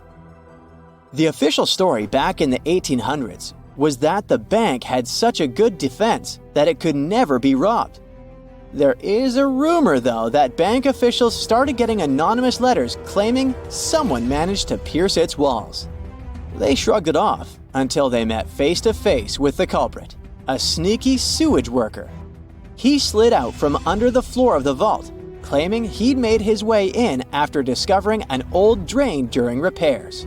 An honest man, the sewage worker never touched a dime. To his surprise, he wasn't punished for breaking in. Legend has it he was rewarded with the equivalent of around $100,000 for discovering the security breach. This perky building is called the Tridongar Lighthouse, and it can be found in Chile, Iceland. This compact construction is perched on the highest of 3 rocky spots in a tiny cluster. Waves constantly crash against the cliff, which means it's not reachable by boat. The only way to get there these days is via helicopter. It's not open for tourists, but there are many nearby helicopter-guided tours that explore its surroundings. Constructing this sturdy building back in 1939 was tremendously complicated. The builders had to manually lay the foundation and climb nearby cliffs to hit the pinnacle. The tough weather with its freezing rain and rough winds made it even more difficult. Those slippery rocks also posed a risk. A slip, and builders would end directly in the chilly North Atlantic. The construction crew also had to use their mountaineering skills. Finishing the lighthouse meant they had to improvise with a human pyramid. One person on its knees, another on top, and a third on top of them. Point Nemo translates to the point with no man. It's the location in the ocean that's furthest away from any piece of land, over 1,600 miles away. It's a sad zone when it comes to wildlife too. This area in the South Pacific Ocean is vast, about 34 times the size of France. But marine life can't thrive here because of the lazy ocean currents. They can't bring enough nutrients for bigger sea creatures to survive. Scientists were only able to see some bacteria and small crabs in those volcanic vents at the seafloor. Point Nemo was first pinpointed in 1992, but it hasn't been explored much since. Sailors aren't even the closest people to Point Nemo. They're the astronauts that cruise above it in the International Space Station. Because it's mostly barren, astronauts have often used it in their exploration projects. When spacecrafts are ready to retire, this is where they're laid to rest. It's the best place to avoid land damage by having devices plunge into the Pacific. Over the years, Point Nemo's become a resting place for all sorts of space machines, over 250 of them. In 1997, Point Nemo also became the source of an unusual sound heard by marine scientists called the bloop.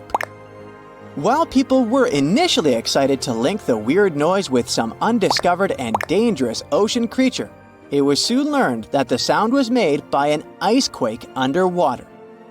Can people go through Point Nemo? Not anytime soon. The exact location of this spot was calculated using special software to solve the challenge of the longest swim. The goal was to show the spot in the global ocean where, if someone falls off a ship, they'd be the farthest from any land in every direction. It's possible that no one has passed through these exact coordinates at all. No commercial or touristic ships are known to pass through. The Hronci Abyss is located in the Czech Republic, and it's the deepest flooded pit cave in the world, measuring over 1,700 feet. Scientists have yet to identify how far it reaches into the ground. It also didn't form as most pits do, from the surface of the Earth making way down. This one made its way up due to lukewarm mineral water filled with carbon dioxide. This fizzy concoction emerged from deep within the ground and chiseled away at the limestone. At some point in its history, the ceiling gave in, unveiling this huge hole to the world. It's not just the depth that makes it difficult to explore, it's the liquid itself. It can cause problems since it has a high carbon dioxide content, enough to tickle a diver's exposed parts. This water's unique blend even influences the type of gear one can wear. Opt for open-circuit scuba, and the exhaled bubbles set off a chemical reaction.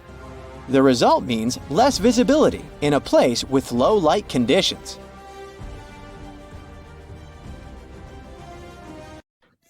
They keep coming out of nowhere.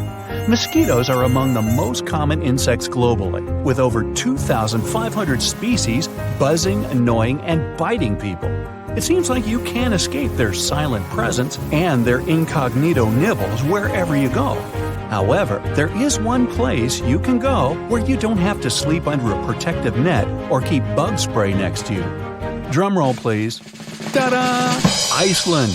This European country is isolated from many other places and is home to some rowdy volcanoes and beautiful landscapes.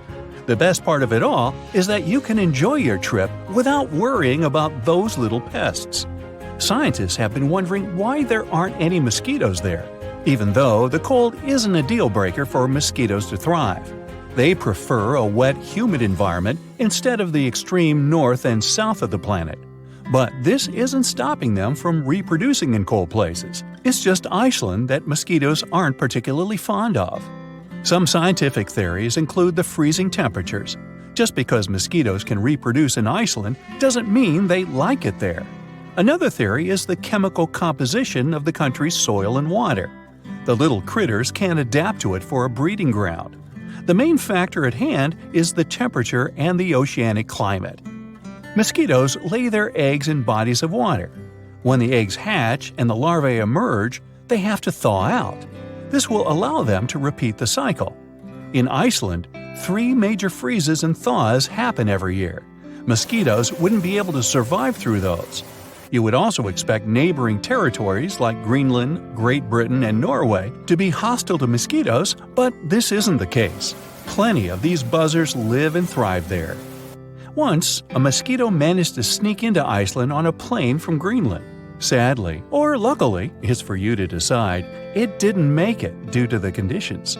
Mosquitoes can travel large distances, but the closest source would be Norway or Scotland, which are too far away for them to fly on their own. Iceland is free from mosquitoes, but it doesn't seem it will be so forever.